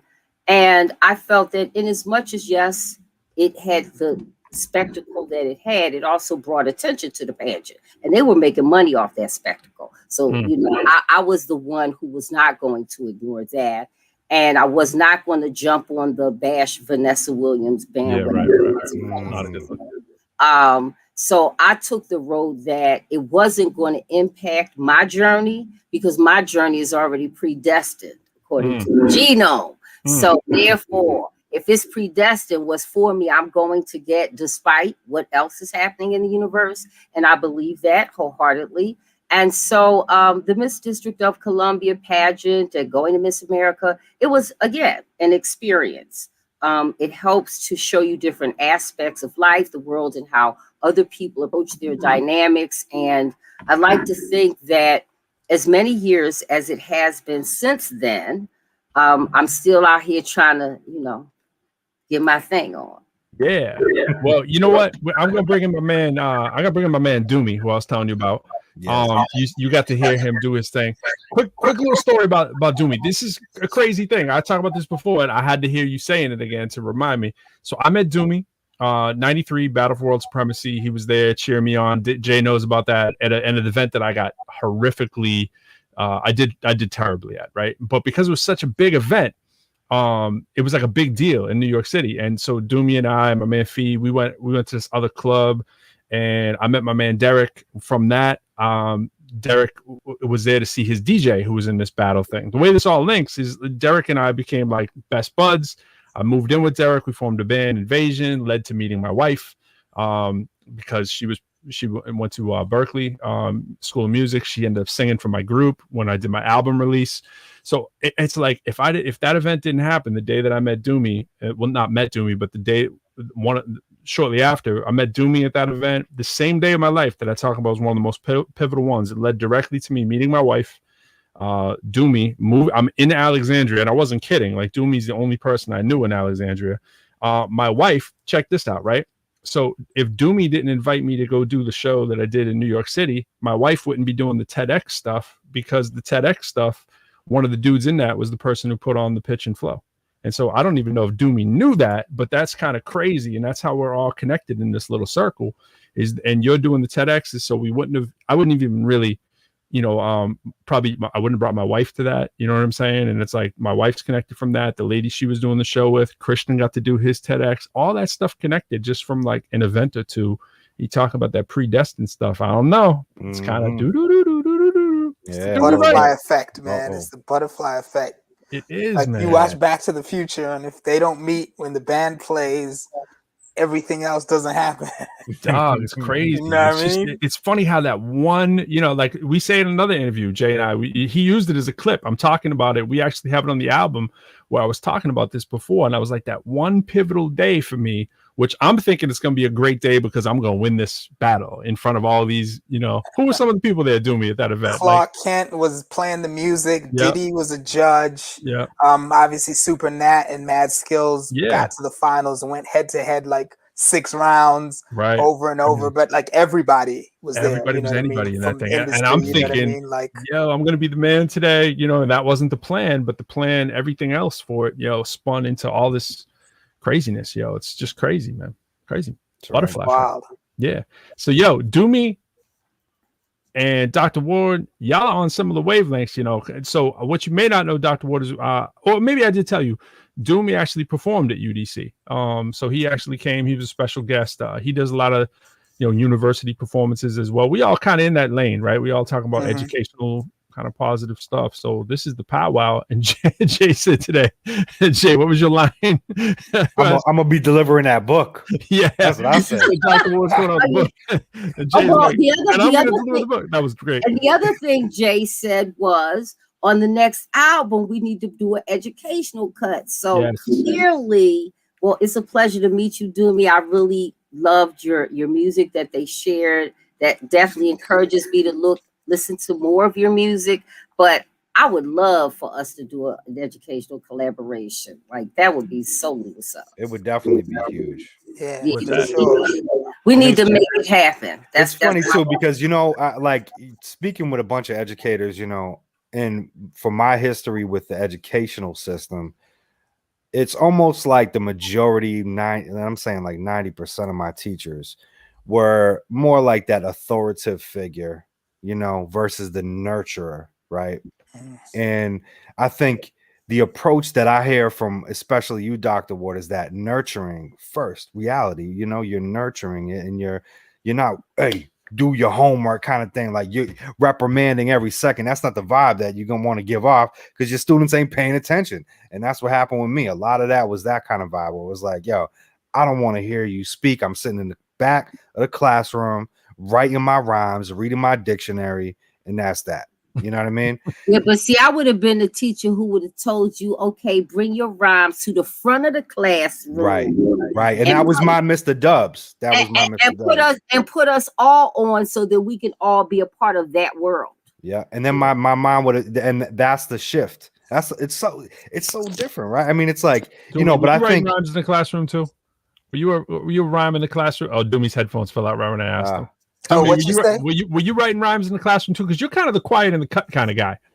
I was like, it's funny, like, and my brother always brings this up. Like, we'll be talking about something, and he'll be like, "Yo, didn't you win like a poetry prize in like 8th grade?" And I'll be like, "Man, you like took it." See, that's what I see. But I used to be like just like writing poetry before I started writing rhymes. And I remember talking about teachers and nurturing or not nurturing. I wrote like what I thought was like a great poem as an assignment for English class. Mm-hmm. And we came in and it's like, who wants to share? And they went around the room. And then she asked me to share mine. And I read it. And everyone was like, that was cool. And then she said to me, now, where did you steal that from? And I was like, what? And she's like, I know you didn't write that. So fess up. Where did you steal that from? And I mean, that's soul crushing for a kid who's like excited to be like, hey, I get to present. And so I think, we need more said that publicly too? Yeah, to the whole class. Yeah, that's all. That was a comeback. And you said that was 8th grade, Dumi? Yeah. Well, in my PhD program, my first year of a PhD program, now I'm excited to bring my creativity to the dynamic. And I had a professor tell me my first semester, creativity has no place in the academy. Yeah. No, and my dissertation in my book coming out is about creativity in the academy. So, but again, I can relate to you if that, I can imagine the impact that had on you in the 8th grade, because I certainly know after embracing my gift, you were still developing yours. You were just coming out. So yeah, it's terrible when teachers stunt the mental, creative, and imaginative growth of a student. And the 3 words that I tell my students first day, this is your key to success: imagination, creativity, and evidence, because your demonstration of your creativity and imagination is the evidence that you understand what I'm trying to get across to you. Wow. That's deep. That's deep. And what you said, Jay, like the fact that people that made you excited about your talent, and I think that's where the intersection of hip hop and education in the classroom gets people excited, because this kid is the best in the room, you know what I mean? Because he can express himself through a means that's like normal or, you know, regular to him, that he doesn't have to feel, or she doesn't have to feel like, oh, I'm stepping out of my zone and I'm going somewhere unknown because we're reading Shakespeare and I'm not really familiar with what iambic pentameter means and what, you know what I mean? But they're skilled and artisans and craftsmen and craftswomen doing their thing, but nobody, if the person, the educational system isn't celebrating that and asking you to bring those rhymes to the front of the class, you know what I mean? It stifles that development, which could be used to enhance the interest. I think of how much more I would have flourished in academia if I had that type of response from a teacher. You know what I mean? Like I would have been like, "Yo, hit the books now." You know, I definitely feel like that. So it's great to see the unifying of hip hop and teaching come together through all the people that I met through Pro, and you guys are applying it. So it's like, you know, it's inspiring to me. You never know. I might be one of them dudes in the backdrop a couple years from now with a little class. You know, who knows? For sure. You know, the other end of it too is that it also can change you as an MC. You know, like I had the same experience. You know, high school, I think it was junior year. My favorite class was American history. It was a combo class. They took history and English. I got to do a history rap. You know, and that was wonderful. You know, I got to make it on my little keyboard at home with the little drum machine and everything. Come in, and you know, that was the big deal. People already knew I rapped, so it was like it was in my wheelhouse. Now I was like, yo, this is cool. I love this class now. And I was bought in, you know, and what it did for me is it also started being like, yo, I don't need to write about the silly stuff all the time. Like I can actually step it up and put content into my stuff, because that was the first place I had feedback where it wasn't me just doing punchlines. You know, it was me writing about a topic, which is something I do to this day. And so I was going to pose this as a question to you guys and say, like, I don't know exactly how to word it, but I want to something like this. When you see the content that's well, when I see the content you're all doing, we're all doing, right? The same kind of content we're doing. It's not all the same, but it's like there's a commonality about it, right? It's somewhat motivational, educational, and still true school hip hop to an extent, right? With an ear to what's going on now. Do you think that you're prohibited? Like, are there roadblocks for people that are doing this kind of music? And like, is there a lane for this kind of music in 2021? Or is this like a novelty right now? Like, is this something that has a place in the mainstream? Because what I'm thinking all the time is like, well, when students see this, right, it can also change the way they become as MCs, not just as students. Is sort of the way I'm saying it. So maybe the content can change, you know, so not every song, WAP has its place, but not every song has to be WAP. You know what I mean? Absolutely. And that's, again, that's just to get their attention, because that's what they're listening to. Certainly, like Dumi, I create original raps that are geared to, in fact, I shared one with y'all earlier, The Learning Curve, which directly addresses what's happening in classrooms and underachievement for our students and what we need to do to bring a better game so that we change the C's and D's to A's and B's. So from that perspective, more directly to answer your question from a theoretical approach, theory and research calls it exotic content, what we do, what we're talking about now. And it's only exotic because historically it's been brought in as that extra thing. And what we're talking about here today is making it part of the mainstream. Every day, So is it a place for it? Absolutely. Are they ready for it? Absolutely. We're the pave makers. We're the trailblazers to that. And so, I mean, you have more notable rap artists doing stuff like that, but certainly people like Dumi, you, myself, you know, continuing to keep the momentum and the discussion, because it's all about the communication thing, alive about what's going to bring our children into the dynamic so that they enjoy the process of learning.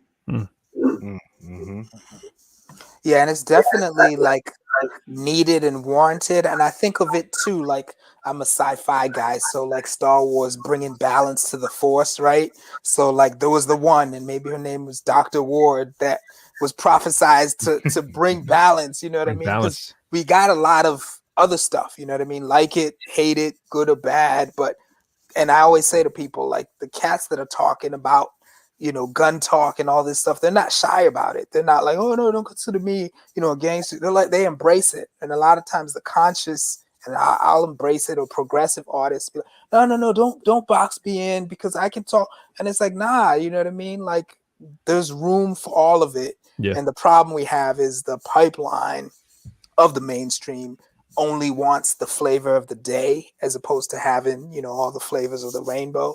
And so I think it's incumbent on us to make sure, you know, we stand our ground and we stake our claim and make space for these conversations, for these presentations. Because I think a lot of times it's a situation where people don't know.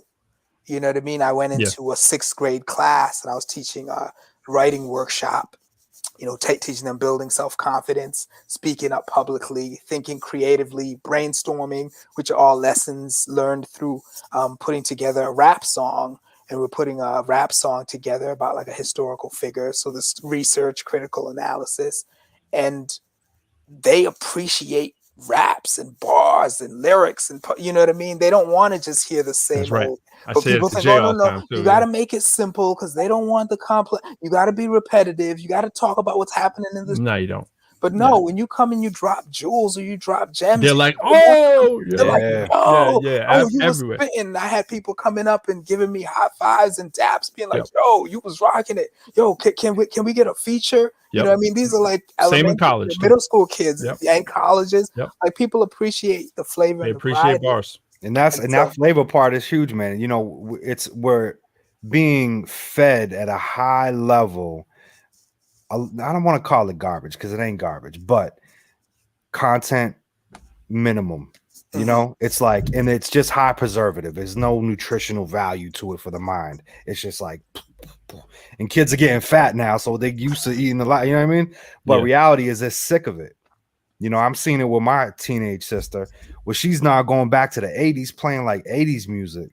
You know what I mean? I'm like, what? You know, so it's that was before the explosion of the violence, sex, and the music. Yeah, all that. I mean, it was there, but it wasn't as. I feel like the kids are getting. You know, they definitely need us more than ever, and through our teachers and teaching environment, I feel like that's where it spawns because every kid is going to school, so a lot of these teachers are following a similar format, and they have that.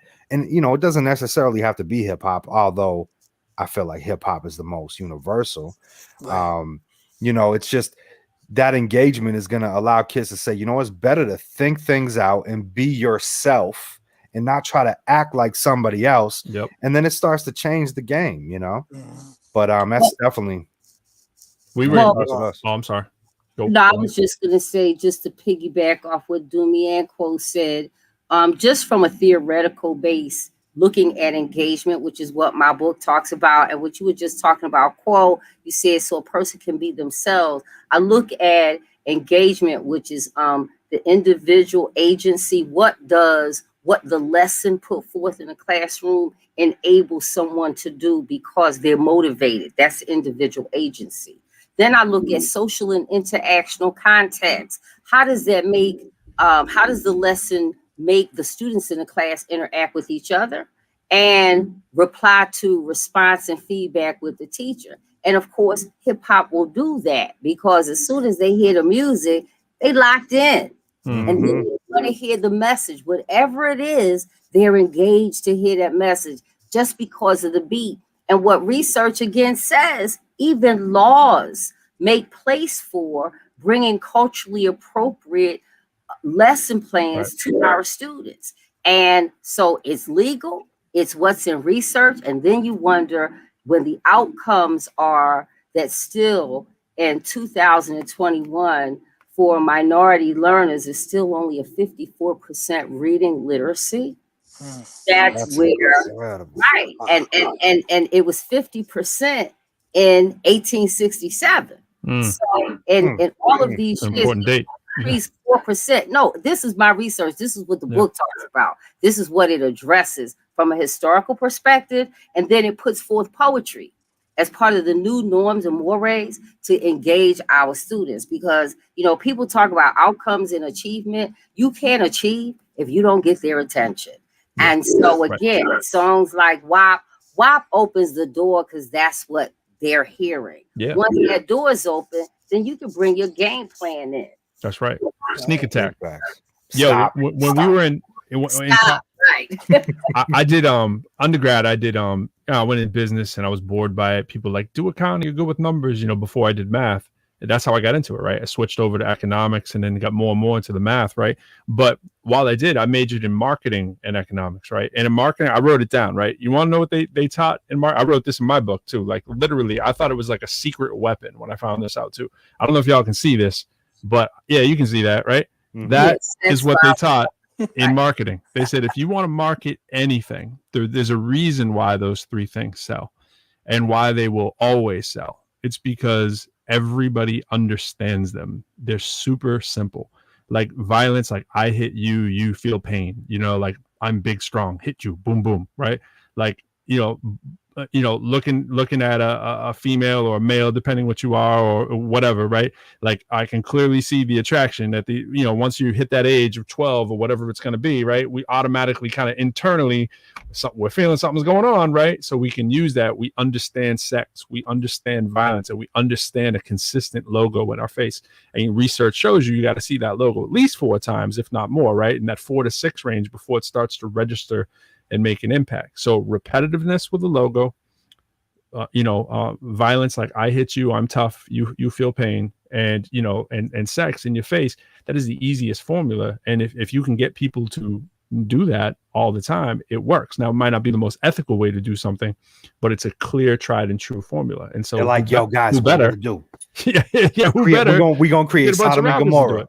Absolutely. Absolutely. So it's like, here it is. And then what does it do? And the tragedy of it all is like, you think of, you talked about in the 80s. It's like in the 80s, well, we didn't have, it's always been going on. Everything's been going on. Just the lid wasn't blown off, right? You think of Rodney King, right? You think of how NWA becomes very, prolific. You first have Public Enemy warming it up. You got NWA opening the door because they're willing to come out and say F the police, which everyone is thinking. A lot of people are still thinking, right? And it's like what people had on their mind. They were willing to, like Dumi said, hey, they're not shy about it. We're gonna come out. We're gonna put our gangster in your face. But it's from a place of frustration and pain. Hip hop is therapeutic. And so the funny part is now you have other people doing it, and then we go through the cycle of people bashing hip hop because now it's like, oh, you're causing violence. No, we're talking about violence that's actually been going on, and now we're being ostracized, or whoever's saying those lyrics being ostracized from it. When this is the weapon to fight the pain and the trauma that we're really not addressing, and have really never addressed systemically the way that it needs to in the academy and really in hip hop. Using hip hop as the tool to counteract that as the therapeutic agent it should have always been and was intended to be. So, yeah, it's crazy. Very, very cool. Crazy. Yeah. Marketing is interesting. Yeah, we can market 3 other things too. We can put it, there's other things that work too. We can talk about like authenticity, like consistency with the logo. You can still use the same logo, and instead of violence, you can actually talk about healing. You know what I'm saying? Like it actually works too, because people are in pain right now more than ever. So the flip can be switched, and the switch can be flipped. Yeah, and the funniest thing, man, just real quick, is that a lot of people don't realize that these hits or songs or whatever are marketed to death, and it's like coordination of radio and media to like make the hit blow up, right? They think, oh, that song blew up organically. It's like, no, because it was just wonderful. It was sent to all the radio stations that are controlled by 1 or 2 conglomerates, and it was played by decree. The rule is this is in heavy rotation. You must play it, 3 times every hour on the hour. And all radio stations across the country are doing it, and then this thing blows up, and everyone's like, "Oh wow!" And it's how did that happen? It's not organic. You know what I mean? And so what we need to do is take the organic authenticity, like you said, and just make sure that gets bigged up just as much as the other stuff. Like I said, to bring that balance. All it is a bunch of green lightsabers coming out. Force, baby, we're coming. We're talking about it today, Dumi. Same thing. We're talking about that superhero comic aspect. Like it's like, there's a reason people turn to the comic books when the music isn't doing it for them. I mean, music does do it for a lot of people, but if it isn't, if you're feeling like the music is to this or to that, people jump in that comic book, their own journal, superheroes. Look at right now in the Netflix world, right, or the Disney Plus world. It's like, Avengers is off the chain, Star Wars is off the chain. I mean, it's like people need the escape, whatever y'all are watching. But I know what I'm watching. Basically, research again shows that people watch TV for one of three reasons. They want to escape their world. Yep. They want to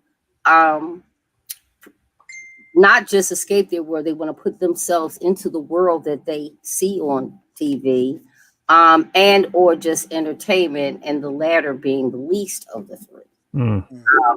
So it's really interesting when you look at, I was having this discussion in all of my age group classes about reality TV versus sitcoms and dramas, and do they have any real content impact, so to speak.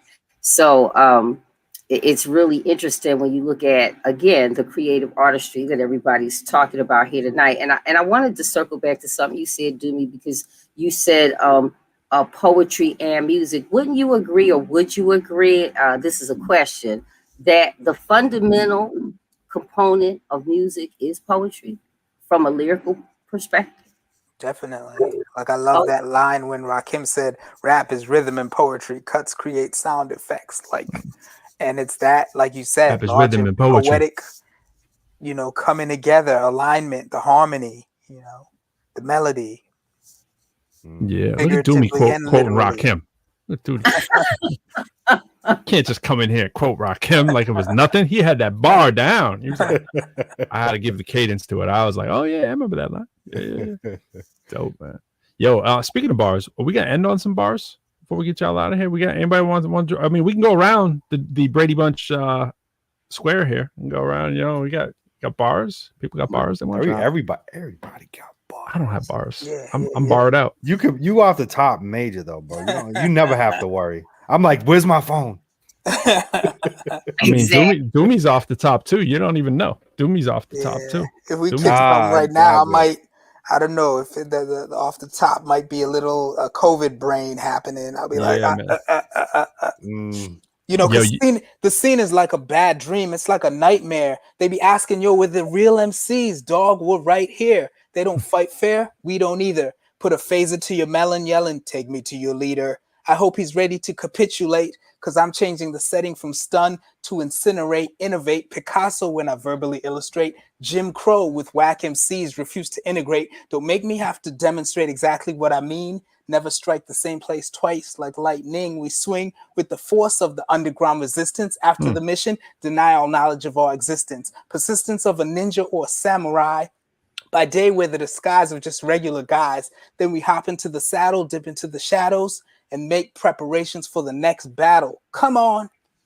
Yeah. I follow from the shadow because I'm in it with no light. I come through with the saber that I swing with that light. With the might of Thor, I switched the metaphors. I went from Marvel like I did before to the stars with the wars. Of course, you had him in your track. I think it was Nathaniel Starr, in fact. Yeah, I brought it all the way back. I remembered the feature. Lyrical ripping up the microphone, glad to meet you. We got a teacher. Her name is Dr. Ward. And of course, it rhymes, last name applaud. Of course, we got swords, metaphors galore. Hey, I'm flipping off the top at 6'4", but I'm sitting in my chair, so we all the same hair. I just got it cut today. There's no hair. Yeah, a little line up. Yeah, I think it's time up. I'm not gonna have to take time to rewind up. Wheel selector, the ProQuo Show. I'ma have to select a man named Cruz. If he knows his due, we gotta come off the top for me and you and maybe Dr. Cherie Ward. I don't know if she got some left, but I'ma pass the mic to my man. To the left. I never say it is impossible. Never made a move without a vision that's phenomenal. Avoid division lest I divvy up these honorables. J or ProQuo at the show, we abominable. No fools in the deck. Start counting, keep it logical. 21 dudes in the bag, what $1 do? Taking off the leash on my dogs at the barbecue. The rules I obsess, never didn't clear the obstacle. It's a cruel summer, son, east to west tropical. Even when the winter come, we showing up as powerful. Trekking through the stars with my stars, they the pilots too. Respecting all the guards, shepherd goats to the harvest too. The real labor set a standard, better catch a clue. Figure that one out. Nah, that's new. I'm a teacher and assistant, want to make a point about the students in our classrooms all up in the joint, trying to teach them so they learn can be hard as hell. But when committed to the mission, you up under a spell. It's a calling, not a job. Haven't you heard? The battle on the field is the learning curve from suburban to Durban, Mississippi to Durban. You got to change it up so our kids can be learning. They making C's and D's with IEPs. You got to ask the question still why Johnny can't read on standardized tests, basically there below. If you mix this with statistics, math, and reading the low, the brilliance they possess, the numbers don't show, and the scores don't represent what students really know. Traditional ways of teaching, sometimes old and outdated, can be boring because the methods are so antiquated. So teachers on a mission, I want you to listen. Try new exciting approaches, what our kids have been missing. It's a calling, not a job. Haven't you heard? The battle on the field is the learning curve. Yeah. All right, my people. Applaud everybody. Yo, thanks for coming through, everybody. That was a special ProQuo show right there. Very much so. I might be rocking that little ball cap next week. Yeah, you might have something coming in the mail, my friend. I think so. We're gonna have to get ProQuo Show hats to all our guests eventually, man. That's the major move. You know what I'm saying? Shirts and everybody in the chat too. The IG tag, they're like, yo, where my merch at? Where my merch? The ProQuo IB hood, instant brotherhood, baby. Yo, sisters are always welcome in the brotherhood. And sister. I know. I was just gonna say, we talk about it all the time. Yo, did you know? I meant to tell you, we had Dr. Jawas Barber up here. We had your colleague Professor Perkins up here before too. So we've been showing the UDC love. You know what I'm saying? Man, well, I stand on great shoulders. That's all the talent that's there. Yo, all the talent that's there. Yo, thank you so much, Dr. Cherie. Where can we get the book? When's it coming out? The book is coming out in July, and you can. What's it called again? That title? It's called By the Rubric of Rhythm They'll Read. That's one of them big academic words. Rubric. By the rubric assessment. How you going to measure a thing?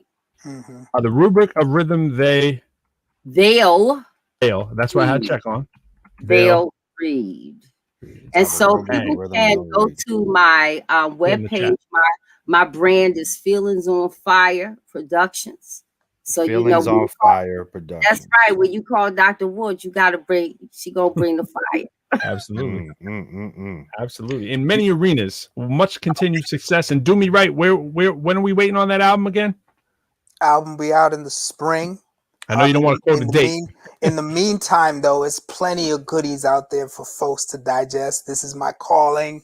We didn't even talk about We Don't Need, about social justice, featuring the homie Chubb Rock. That's and right. Then Ain't Gonna Let Nobody Turn Me Around. Yeah, with the animated video.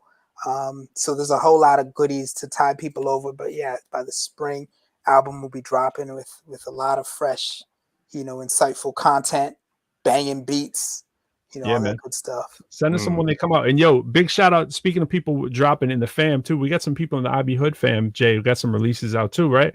We got a man, D Right Way. The Right Way dropped this project on the 26th, I believe. Yeah, what was it today? Yeah, he's a producer on one of our tracks and an MC on one of the tracks. So look out for D Right Way and Stereotype. And Fly as well. Fly, man. Yo, if y'all haven't seen the ProQuo Show, check them out. Fly is he's a regular up here.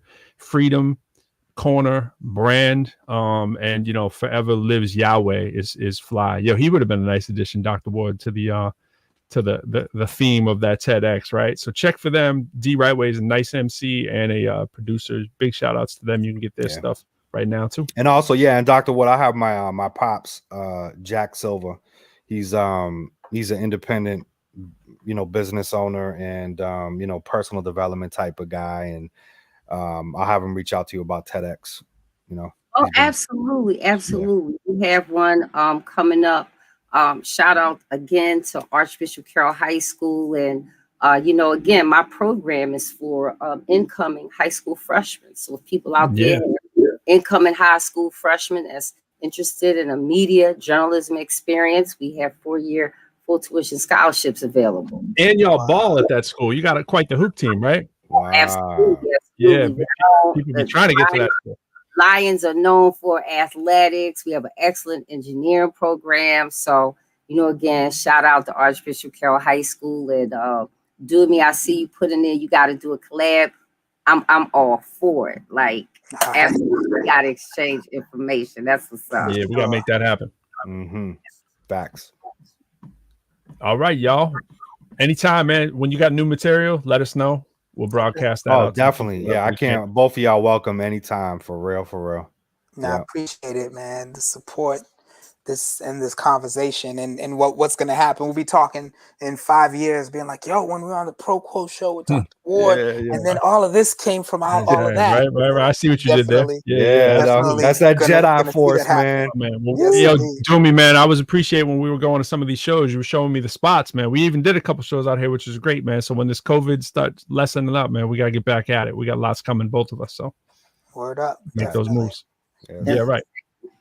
All right, my man. Peace, and Dr. Ward, again, thank you for coming on the show. It's an honor and a blessing. Absolutely. Thank you so much for having me. It's a pleasure meeting you, Dumi. And absolutely, let's exchange information. And thank you so much, Pro, for having me on. It's the first time. I hope it's not the last time. And quote Jay. Yeah. All right, y'all. Thank you. Peace out, y'all. Yeah, man. Great, man. The great people. I love this show so much, man. We know some good people, don't we? We got some, man. We got the hangout, the lounge. It's a lounge, man. It's like a lot of people doing that clubhouse thing, right? It's like, yo, it's a clubhouse here all the time. You know what I mean? It's it really is. Broadcast. That's it. Yeah. And it looks nice, and you can see it looks suave. It's very suave. Don Juan doing it right over there. Yeah, absolutely. Yeah, man, that's it's the educational part of this whole deal is just it's enlightening to see all these teachers that come in or even just the artists that come in that have that connection with education, and it's making me realize that how important it really is to try to start thinking about that as a lane, to impact at a higher level. Yep. Especially with that whole thing, man. I didn't really think about that with the nurturing, and when you have that teacher that you're gonna listen to and respect and pay attention to and want to go, like wake up and be like, yeah, I'm going to school today. Yeah. Like I can't even imagine having that feeling. Yeah. Big shout out to UDC, by the way. Big shout out to University. They got a lot of great teachers, man. The school of and for the District of Columbia, the only public university, a historically Black college and university, extremely affordable. And I'm not, I'm being a little partial. Obviously, it's where I'm employed, but I'm not speaking as an employee. I'm speaking of my own opinions. But like any school, every school has their things that they do well and things that they don't do well. But the big thing about UDC, which is dope, it's a real campus, right? They got a community college in the university. They got an airport hangar. She was talking about one of the students doing the mortuary. It's because they got a mortuary science program in there. They really have like a full legit mortuary science thing in there where they're embalming people and stuff like that. That I know that's not for everybody, but the fact that they have that is crazy. Yeah. It's like, and people are like, word? Yeah, they got an airport. Like they're at the hangar. They're at Reagan. They're we got I say they, like I don't work there. We got a hangar.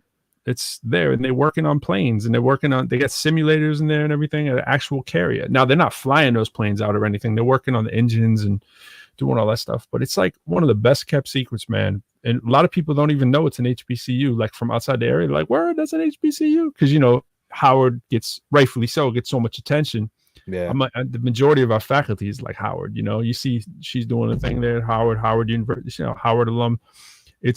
Howard's like all over the place, and a lot of those people, working in academia, they're working, they're trying to help people who didn't necessarily have the means to maybe get into a Howard or whatever, and so it's a good thing. You see people that are real, we use that word a lot tonight, real organic, and that are, and the other word, talking about that nurturing thing. At the same time, it's like, you know, I came up teaching high school in Lowell High School as my first teaching job. And it's like, at the same time, they have to know that you're obviously not a pushover. Dr. Ward is no pushover. Like she's like on her. It's the same thing with P.S. Perkins, the same thing with Sandra. I should say Dr. Chow's barber. None of them play. You know what I mean? But at the same time, they do play. You know what I'm saying? There's a time for playing and there's a time for working, and they know that line, and the students know that line. They just even look at them and they're like, yo, okay, I got you. What's going on here? You know, they're about their business, you know, which makes them be able to just be fun in the classroom too. And I like to try to think myself the same way. It's like you extend this. Why be serious all the time when you can, you know, be light as well? But you have to know, like, you know, it's like some of these, you know, teachers, and it could be just the old school mentality. But you know, when your teacher don't look like they're having fun, that I mean, that's just bad for them. Bad they don't care. Generally, they're there for the check or whatever. And it's like, yo, seriously, you want to be teaching for the check? Like, is that what you like? There's a lot of other places you can get the check. You know, the proverbial, you know, teacher salary, especially at high school. You know, you think of it as like, wow, really? I mean, but. You know, I would love to see a teacher come in with a boombox, a gold chain, and a hat on for their first day of school, introducing themselves. The thing is, here's the problem. My dissertation, hers, we all know it works. Like, we're all from hip hop culture, from, you know, like various backgrounds, but we all know hip hop is the universal language, right? We know it, but you have to convince the lifelong academics who don't know it. So you have to come in and walk the walk and do the dance, and you need someone come in a suit and tie and be like, academically speaking, hip hop. It's like, you know what? No, hip hop works. And I can say that the when it comes to like the dress, right? Like, so I mean, going in and putting your tie on, putting a nice, you know, suit on. Yeah, that is super important. And I can see how that can be lost, you know, in their mind, where it's like, you know, you're not dressing the appropriate. I get all that, especially when it comes to you going for a job that you got to do an interview for. Yeah, you know, I remember when I was young, when I was 18, I was going for a job. I'm in my Timberlands. I got my you just don't know what I mean? Yeah. And then it was like I was with someone and they were like, "You're not going to an interview like that." And I'm like, "What you talking about?" She's like, "You're gonna wear this button down shirt, tuck in your shirt." I'm like, "I ain't tucking my shirt in, right?" I mean, you hit it on the head. And here's the thing, right? Is that today earlier I had my Northeastern University t-shirt on, right? And it's like, I think of Northeastern, prestigious university now, you know, top like 40, top 50 school every year now, right? Stupid expensive, right, to go to Northeastern, and rightfully so. It's an amazing school with a real campus in the middle of the city of Boston, right? How many schools have that? Here's the dirty little secret. If you look like my complexion or lighter, you wear whatever the hell you want. People don't care. You look Dr. Ward's complexion, you look Dumi's complexion, and you try wearing whatever you want, people are gonna be like, "Who's that? Do they, you know, like, are they educators? Do they belong here?" It's racism, man. The universities are big time proliferators of racism. They always have been. Now things are changing, going in the right direction. Definitely. But it's not just universities. It's the way of the world. And the thing is once you prove yourself, yeah, maybe you can lessen up a little bit, but not so much if you don't look the part. You know what I mean? If you don't have the genetic DNA or whatever, you know, you just can't. And that's why you see so many people, you know, rocking bow ties, dressed to the nines at like, you know, HBCUs or whatever, or just black faculty at predominantly white institutions like Northeastern. I think of some of my colleagues there, dressed to the nines. But the average faculty, who's like the average white dude who's probably in the mid 60s, you know, that's kind of typical. Even the university I'm at too, they're like in cut off jeans and t-shirts, whatever, just like life's good, coming in backpack, crunchy granola, teaching class. People have this myth that they're these, you got them clogs on. Yeah, there's like this myth that there's all these like really well-to-do, you know, professors. Man, especially the liberal schools, you know, they dress like they're hippies, yo. Yeah, and so I mean, it's like there is a time, you know, like the NBA who are formal, you know, and unfortunately, people have to be formal. Yeah. And unfortunately, the people who have to try to prove like, oh, I'm not threatening, you know what I mean? That same racial kind of stuff. What were you gonna say? I'm sorry. I think, I think that like, you know, high school and going, like if you're on the basketball team, you're going to a game or whatever. I almost feel like, you know, that's when you put this, you know, you should be saying, let's try to wear a dress shirt. You know, there's certain times, you know, that it should be an available option and kind of presented in the sense that like your mind's going to say, maybe I should do that. You go to church, you know, whatever it is, right? I mean, there's occasions where you should be dressing up. But I think the whole thing with, you know, when we talk about the universe as is now with like transgender and like, you know, there's no image is kind of blurred now. It's like, yeah, you know, that's not, you're not prejudging as much, maybe, even though, you know, by nature we want to. It's still, you know, unbalanced. And I think that the future is going to change all that when we have, you know, these educators come in and in reality, that's where it starts, right? I mean, the parents first and educators second. So in an ideal situation, if there are parents. Yeah, exactly. You know right. If there is, exactly. And everyone says that in education. It's like, what are the parents? Well, there aren't parents in a lot of cases, you know, not all cases, but some cases people talk out of pocket and they're like, and then they realize that, oh, my bad. Like, didn't know this person, you know, came from that situation or whatever. So it's like, and like you said, if you don't know the dress code, this is an opportunity, to say, okay, this is a situation where you might want to wear a shirt and tie, and hopefully they're providing if people can't afford it. And there's classes on that in universities, you know. And that's huge. Yeah. We debate about this too, like a lot of faculty, and you know, I got a faculty member who I consider like a mentor, but he always calls me a mentor, even though he's my senior, you know what I'm saying? He's always kidding around. He's like, oh, my mentor. And love him to death. And we argue on that back and forth. I see his side. His side is that you should always be dressed to the nines and come in. He's an African-American gentleman from DC. He dresses beautifully every time. He's a wonderful teacher. Students love him. He's hard. He's fair, and he cares. And they know it a mile away, right? This dude cares about them. And you know, we were at a conference where I was rapping and presenting or whatever in New York City. And he was actually there listening to my presentation, and I was talking about it, and I kind of called him out, and I said, now there's some faculty who will dress to the nines, and I do too. For the most part, when I'm teaching, for the most part at UDC, I'm mostly suit and tie, not always tie, but I'm like pretty formal, like because I'm respecting the culture that's there, because I don't want to necessarily flaunt my privilege that I could come in the t-shirts or whatever, you know, what I'm without saying? being looked at. Exactly. Yeah. Exactly. So it's like I try, but at the same time, it's like there's that balance of the students, like you said, how dope it would be to have a faculty member come in with the hat on, whatever. Like, yeah, I would love to dress the way that I'm able to dress every single day. You know what I mean? And sometimes I do, but it's a balance game. And even me, I play the psychology game with it. I'm like, oh man, if I come in 3 times in a row, you know, and I'm working with the president or the provost or the deans or whatever, and they're looking at me looking like, you know, MC whoever down the street, and they're like, oh, there's Professor Lyrical again. You know, it's like that builds up animosity with other faculty too. And then, you know, the students might think it's cool, you know, but then what's the message you teach? So you got to definitely be cognizant about it and be like, look, I tell them, I'll be like, yo, I come in shorts, you know, every day. As long as the faculty knows I need to do what I do and I handle my business, after a while, they don't care. That's the most I'd have the privilege to come in and do it too. So you got to keep it in check. You know, going out to a restaurant, you go to a high-end, I'll go to the Tuscan Kitchen as an example, where you ain't, you know, you go there with 2 people, you spending $150, right? Yeah. So you are. I'm getting a salad. Exactly, just the general, salad and breadsticks, man. I'm vegetarian and don't drink, man. Come on, exactly. No. Right. But you know, you go in there and you know you take 40 years back, and then you take present time, right? Rocking a hat, rocking a whatever, but looking GQ, right? As GQ as you can look in a hat, right? With the whole fit, right? So going into a restaurant 40 years ago like that was like, you know, blasphemy. Yeah, exactly. You better you're going to sit down at the table and eat. You're taking your hat off. So, I mean, like, where did that come from? I'm sure there's a history for that, but reality is now I went into Tuscan Kitchen. I ate with my hat on. The hats off. He's even, you know, military, same way. You know, you know, so this gets into the whole flag and all that kind of stuff too. Like, what do you do when you play the national anthem? You take off your hat. You know what I'm saying? All that. Yeah, exactly. So, old school gentlemen.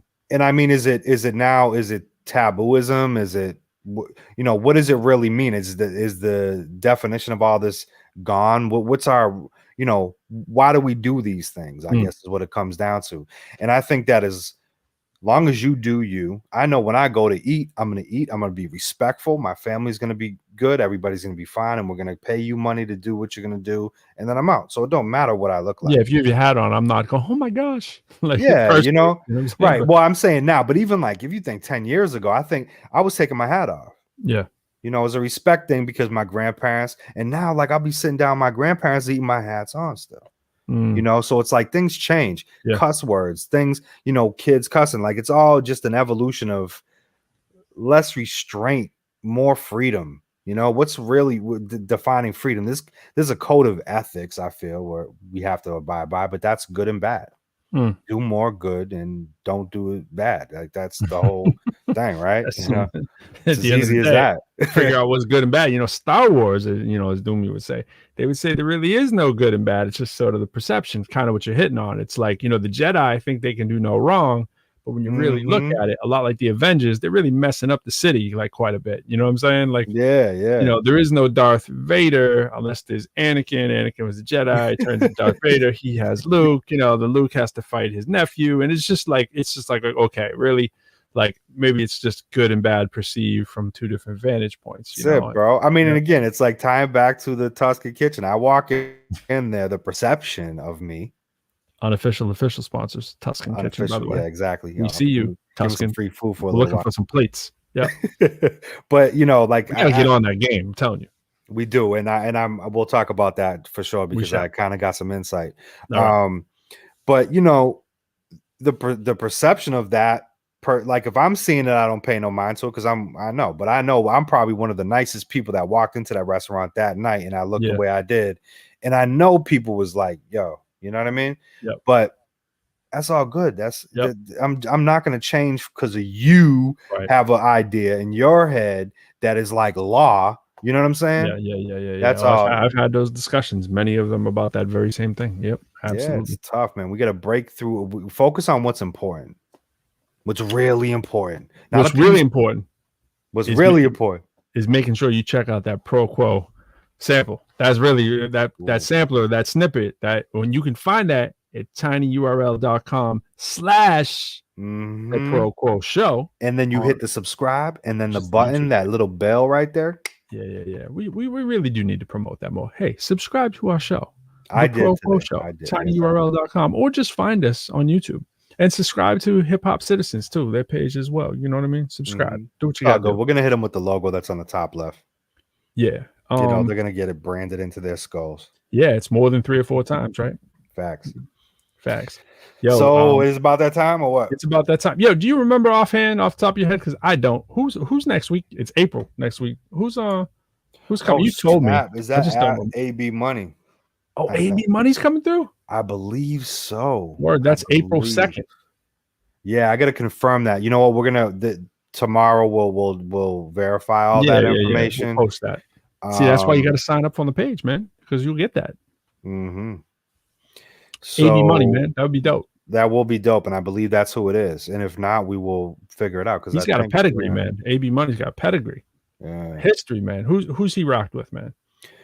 Oh man, I tell you what, he's Big Daddy Kane got platinum records. Yeah, Big Daddy Kane. I mean, I've seen him in pictures with Rakim. He's definitely an OG, you know. And I remember him from back in the day. I heard him on something. I can't. It's horrible because I was searching history and I was trying to find out the song, but I knew him. You know what I mean? And I came across his page. I'm like, yo, this is it.